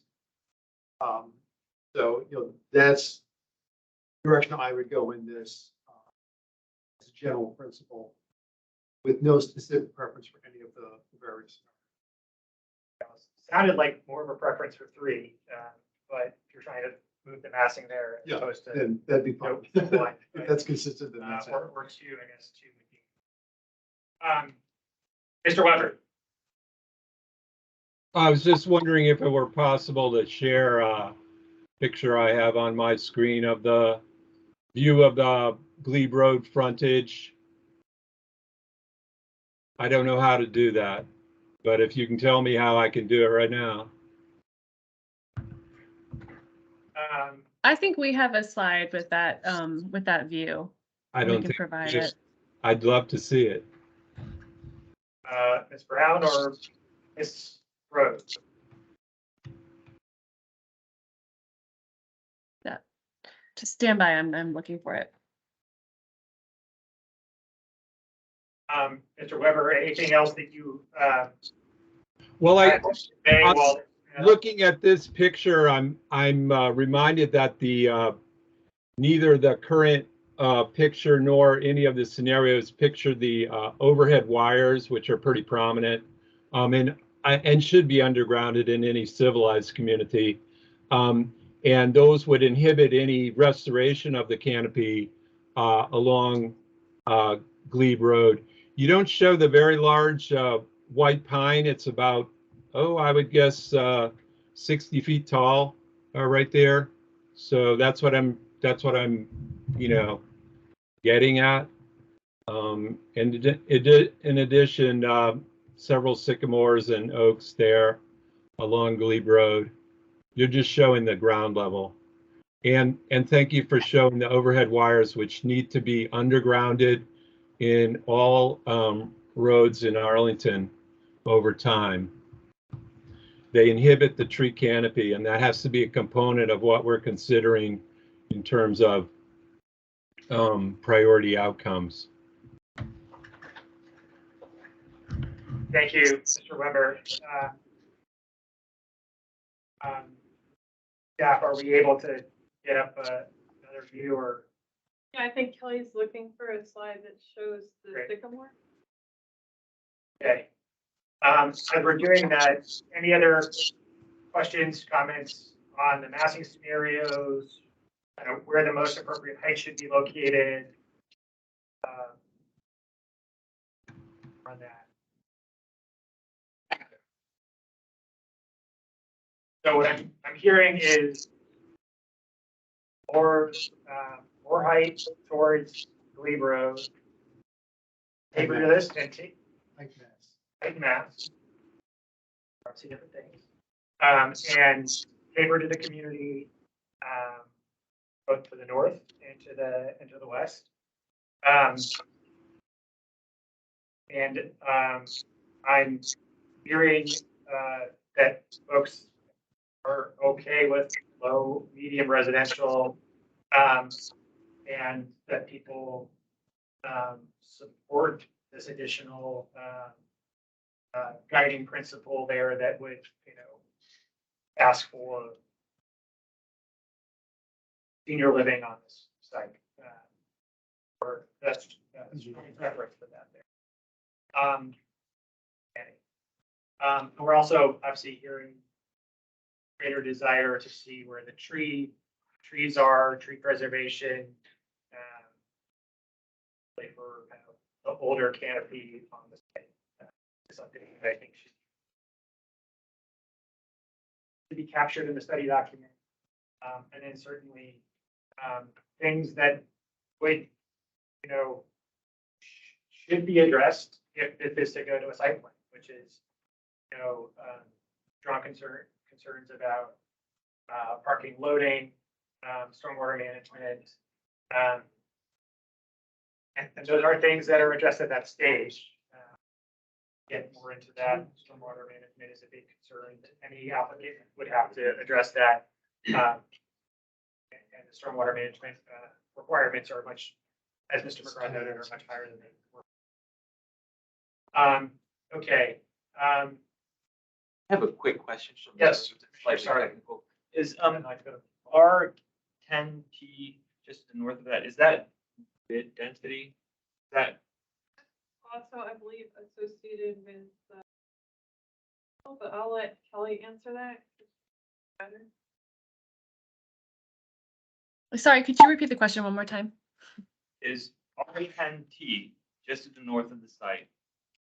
What's the term again? Middle, low, middle? Is R10T north of the site? What's the glove designation? Is it low, medium? Well, R10T would be associated with low residential typically. Low residential, you mean 1 to 10? 1 to 10 units per acre, that's right. Does that answer the question? Yes. Okay. While we're on the topic of that, those structures are currently about 30 feet from the existing sunrise. And there's concern about the construction that may occur, the damage to foundations of those structures. Proposed sunrise will go deeper into those properties. There's currently all of them will be. So there's a lot of concern about foundation damage, and there's a lot of concern about lack of sun. One of our neighbors is actually postponing the installation of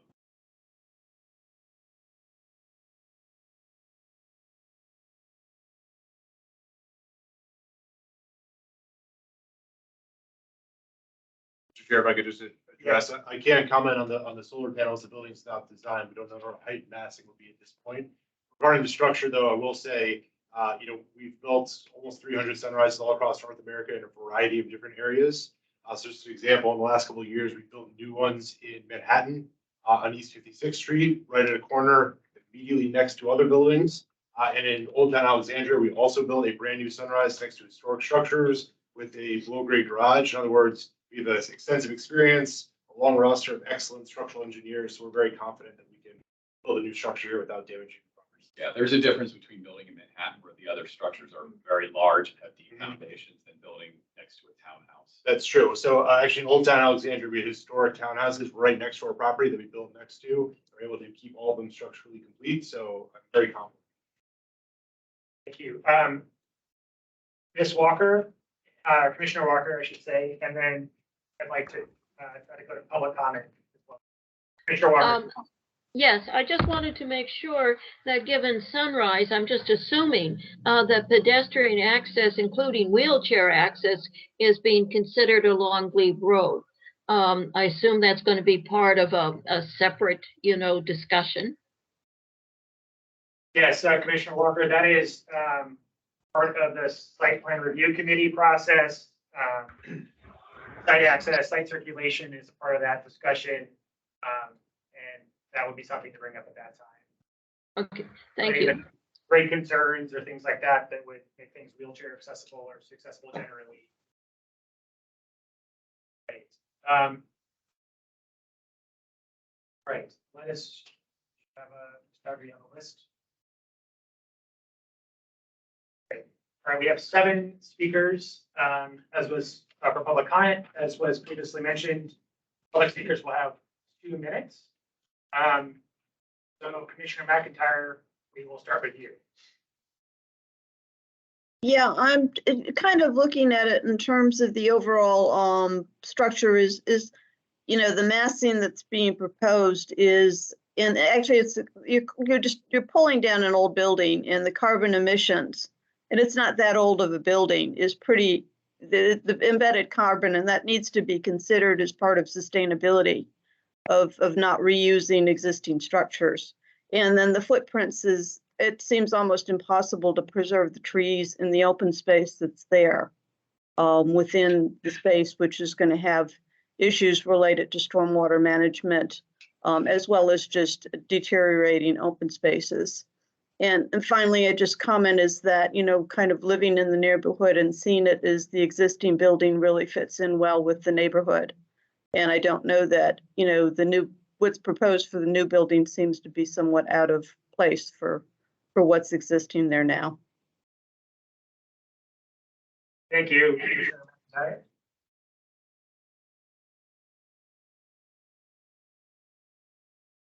My eyes are not.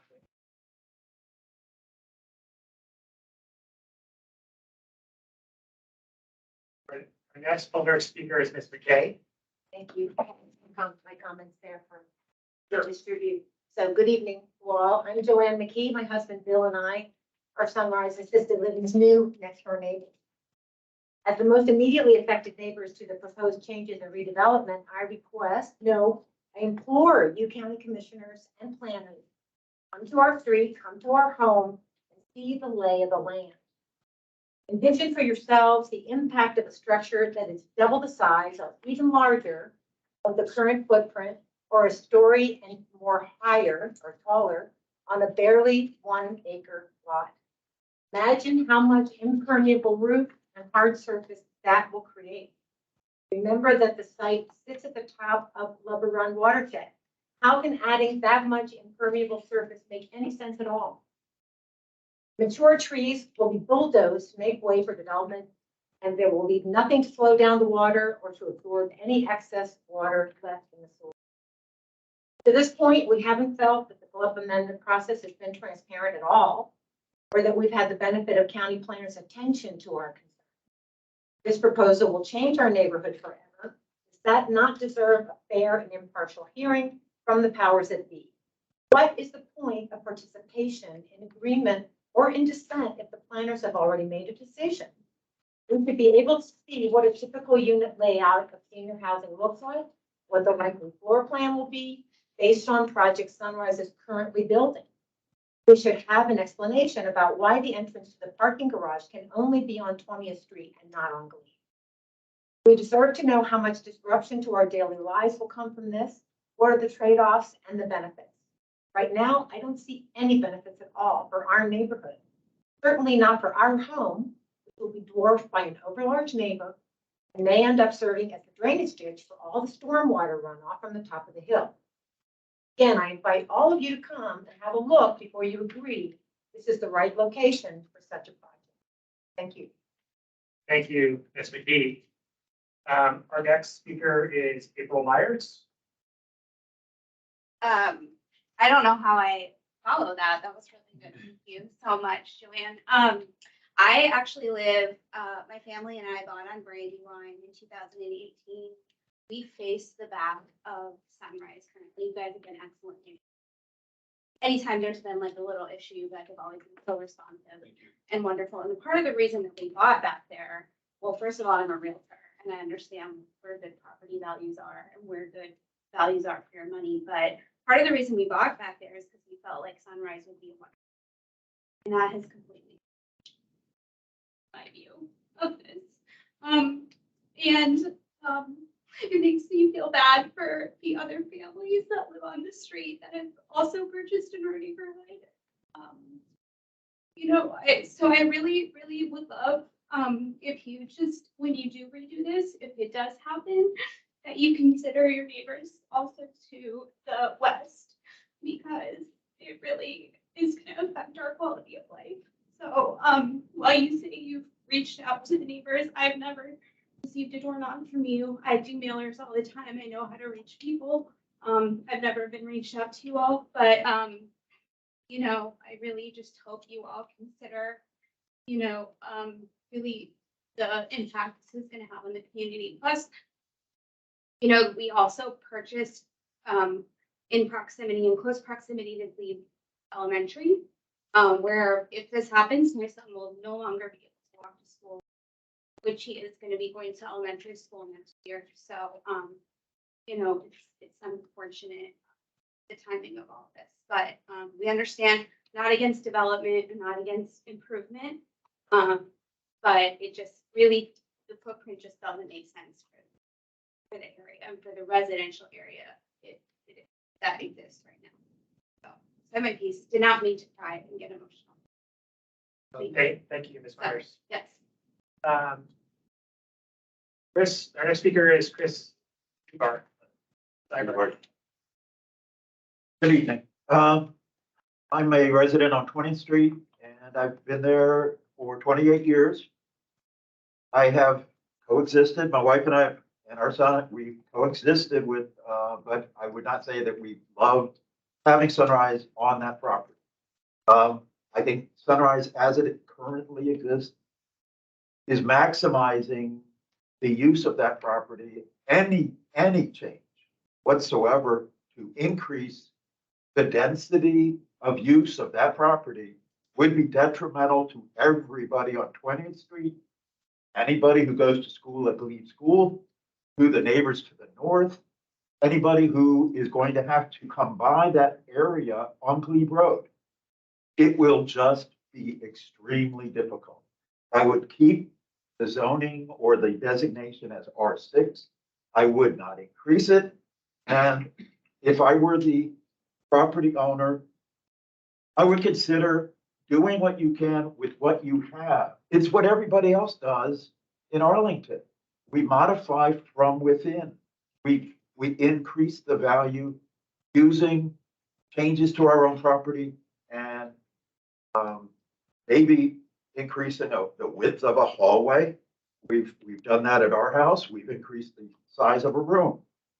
That's what you do to improve value and your amenities. And then you'll potentially attract your clients.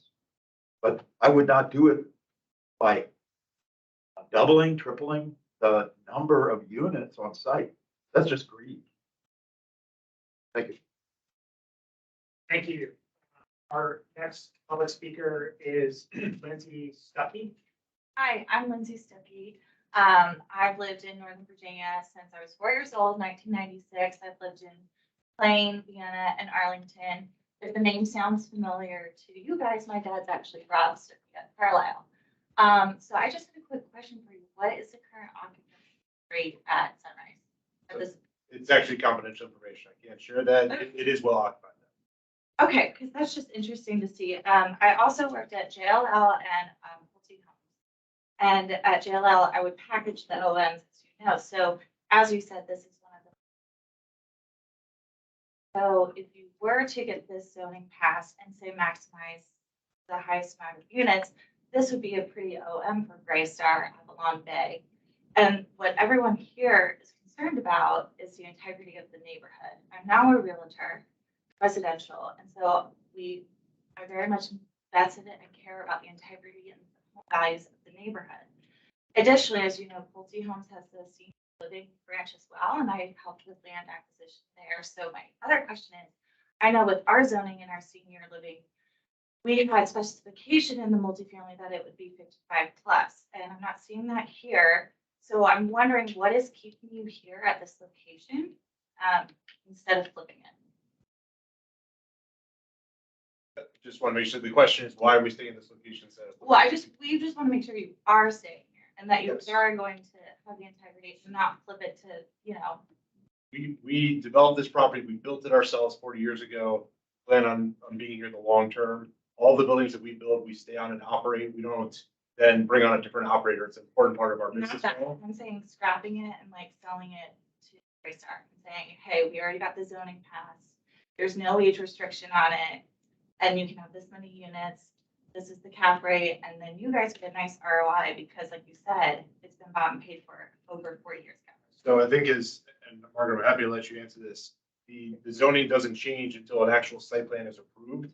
So you couldn't just sell it to Greystar and say, go build multifamily. They would then have to go through the entire site plan review process that would reflect all this, saying it's supposed to be senior living. And I assume it would be just Staff might not even accept it. Right. The site plan. Yeah, because that's just what I'm hearing a lot of in this room is that concern to maintain. Just to be totally clear, our intention is to stay here for the long term. We've been here for 40 years. We want to be here for another 100 years. We have no interest in selling to a multifamily developer or anyone else. We want to rezone so we can build a new Sunrise in the city. Thank you. Our next speaker is Lucia Balcazar. So my name is Lucia Balcazar. We just bought the house right next to April back in May. And so when we bought it, we sort of knew that Sunrise was planning to develop, but we weren't expecting, suddenly deal with a 6-story building or something as massive as we're seeing now. And I would just like to tell you to please consider the building's height in relation to the townhouses on the north boundary, because even the structure is already on higher ground relative to our townhouses. So, 4 stories would mean it's just something massive for us. And they're already flush against our townhouses, and they would block all of our sunlight. And I'm the neighbor that's installing solar panels because that's what I was told by the Arlington Solar Co-op. So yeah, please consider that our access to clean energy and our right. Thank you. I believe our last public speaker is Carl Sellmeyer. Hi, I'm Carl Settlemeyer. I'm a neighbor. I live on North 20th Street. Sunrise has been great for our neighbor's mother who just passed away and has been great for a friend's father. In that regard, I hold you guys in high esteem. But frankly, living at the bottom of a 2-block long cul-de-sac where your Cisco trucks frequently either illegally park in front of the building or get stuck down at the bottom of the hill, say nothing of the every single time your landscaping company is parked illegally in front of the fire hydrant. This exacerbates the problem that is not reflected adequately, in my view, in any of the staff presentation, which is the topography of that street. I looked at the topographic map that Arlington has on its website, and from what I can count, counting the bars, in a 50-foot span from the top of the hill down to Glebe Road, you are going down an 8 to 10-foot decline. At the top of the hill, which you can't see over, you can see what's in front of you on Glebe. Coming the other way, there is a, I believe, 400-foot run that descends 40 feet in elevation. That goes down into a street with a very narrow passage where sometimes only one vehicle at a time can pass. And also, when you mentioned in the staff presentation, the pickup and drop off at the elementary school, you're not accounting also for the heavy foot traffic in the morning around between 8:30 and 9 a.m. and between 3:30 and 4 p.m. when the school kids, their families, their dogs, their younger siblings are walking up from Halls Hill, up 20th Street into the back of Glebe through my yard, which we let people cut through from over in the Glebewood townhouses to come through and go down Brandywine. And all of those kids have to contend with driving. And the more traffic you bring, the worse it is. Thank you, Meyer, to all our public speakers. I do want to thank the folks who came out tonight to share your concerns and for the folks that are participating online. I know that there are some folks here who expressed that some of their concerns weren't addressed in this process. And I want to reiterate what I said at the beginning of this meeting. A number of the concerns you're raising are concerns that are addressed through the site plan process. So things like traffic, things like parking loading, where those trucks go, tree canopy, stormwater management, site, you were also talking about people's access to the nearby school. I think that was a comment over here. So undergrounding of utilities. So just one moment. Yeah, I'll come to you in a minute. I didn't take my phone. Yes, quickly. Yes, you may. Okay. At what point, what would be enough of a concern to say we're not going to go through? At what point? Like, we're talking stormwater, we're talking kids walking to school, we're talking, where is the end? So where is your gauge? It's curious. So what I'll say is that a number of the concerns that folks are raising, including the ones that you just listed, are ones that every site plan addresses or has to address. And so things like those sites aren't concerns enough to stop the flop study altogether and just the kibosh on the whole project. Well, I guess there's two things to say. One is we don't we're at a really high level with this study. We are trying to look at things that are very high level. And so we are trying to see if the density is like I'm not saying they don't matter. I'm saying that we don't have we're not looking at it with the granularity at this stage to answer that question fully. What I think you and others in this room would want is a fulsome discussion of things like what is adequate stormwater management. We haven't done the analysis at this stage. That's like the next stage down. So hearing from the people that live there that deal with it every day isn't enough for you, is what you're saying. That's not what I'm saying. I'm saying the process that we're at right now is not designed to answer that question. I'm saying that would be answered at the next stage. And we could be at that stage, the answer there could be that we don't recommend that the process go forward.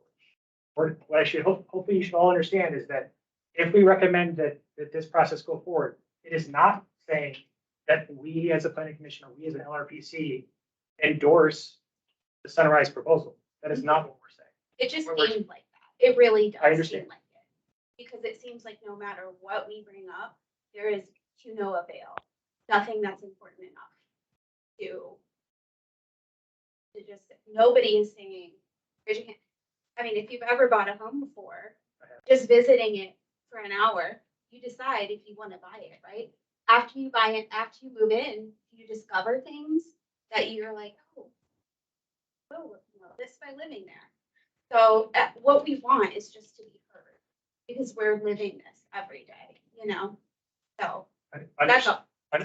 Understood. And I guess to reiterate is that this isn't. Yes, you're calling them. This is the sort of beginning of this process in a way. And there's a lot more analysis to come. There's a lot more, you know, if it is to move on, there's a lot more. I bought in a residential neighborhood. Understood. Not a Well, commercial.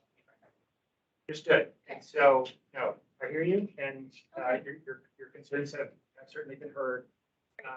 But yes, is this right? Thank you. Commissioner Ray.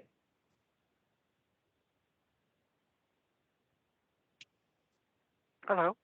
Yes, Commissioner Ray. Yes, thank you. I'm not entirely sure where this is going and whether there's going to be another meeting. So there's a process question in this for me, but I do want to say that one, I'm concerned because if there's a redevelopment going on here, where will the current residents go? And I hope not to a nursing home or something because that's why they're in assisted living, to be able to live independently with services, of course. But so the other thing is I'd like to know what level of accessibility is going to be used here because technically any facility that's assisted living comes under the Americans with Disabilities Act, which is not necessarily true if it's a facility that's used only as multifamily residential.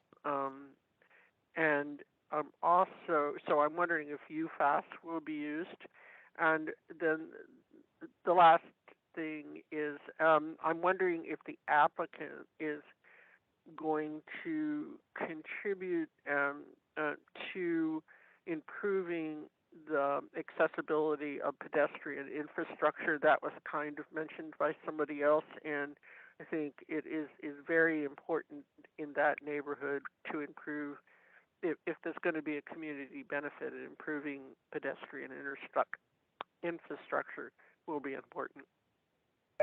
So we'll turn to Mr. Murbrod, Commissioner Ray, and again, at this level, you may not be able to answer all of your questions, given that some of the building hasn't been designed. But that's right. But to answer the questions from but those concerns make me, you know, I don't know whether we're voting here on this or whether we're just expressing our comments about it at this point. I can answer that quickly, and I'll go to Mr. Murbrod. So LRPC doesn't take votes. It's sort of the sense of the LRPC. And to kind of answer your other question, this is, I think at this stage, our last LRPC meeting. if the applicant does file a 4 well, in the future, if we get to a stage where the county board does adopt a study document and the applicant is able to file 4.1, there would be future site plan meetings at that stage. And that's the process that Ms. Rhodes walked through. Mr. McGraw. Right, regarding outside of our physical site, that would be obviously up to Arlington County staff and yes, obviously we work with them on that. In terms of our own site, the property we control, of course, we build our properties to the highest required ADA standards. I'm sure you can imagine. Many of our residents are in wheelchairs, so it's incredibly important to us. And to your first question about the existing residents, they are in assisted living now. Sunrise operates a number of other assisted living communities in Northern Virginia. We would work with each family to temporarily move them to another community, and then once the new building was built, we'd welcome them back to use. And Mr. Weber, you still have a hand raised, Mr. Weber? Yes. Thank you. I'd like to propose that the guiding principles of stormwater management explicitly include consideration for preservation of tree canopy and pervious surface, and related to that, the undergrounding of the overhead wires.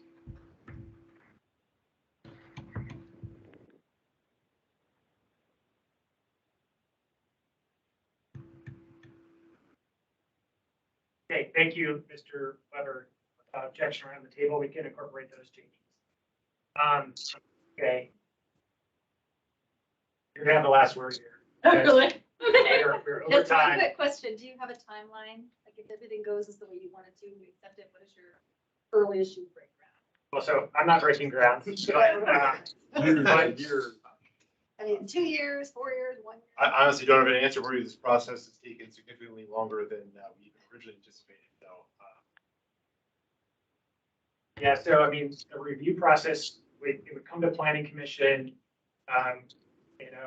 with a study document in a few months, and then we go to the county board, they advertise the GLUP amendment, and then they would have to file what's called 4.1 site plan. We have to go through the site plan process, which is, let's call it 6 months, once it starts, and then they would have to break ground. So you're probably talking, and permits, everything like that. So you're probably talking a year, or at the earliest before they could even consider that, maybe longer. I would add a year. I'd add at least another year to that. 2 years.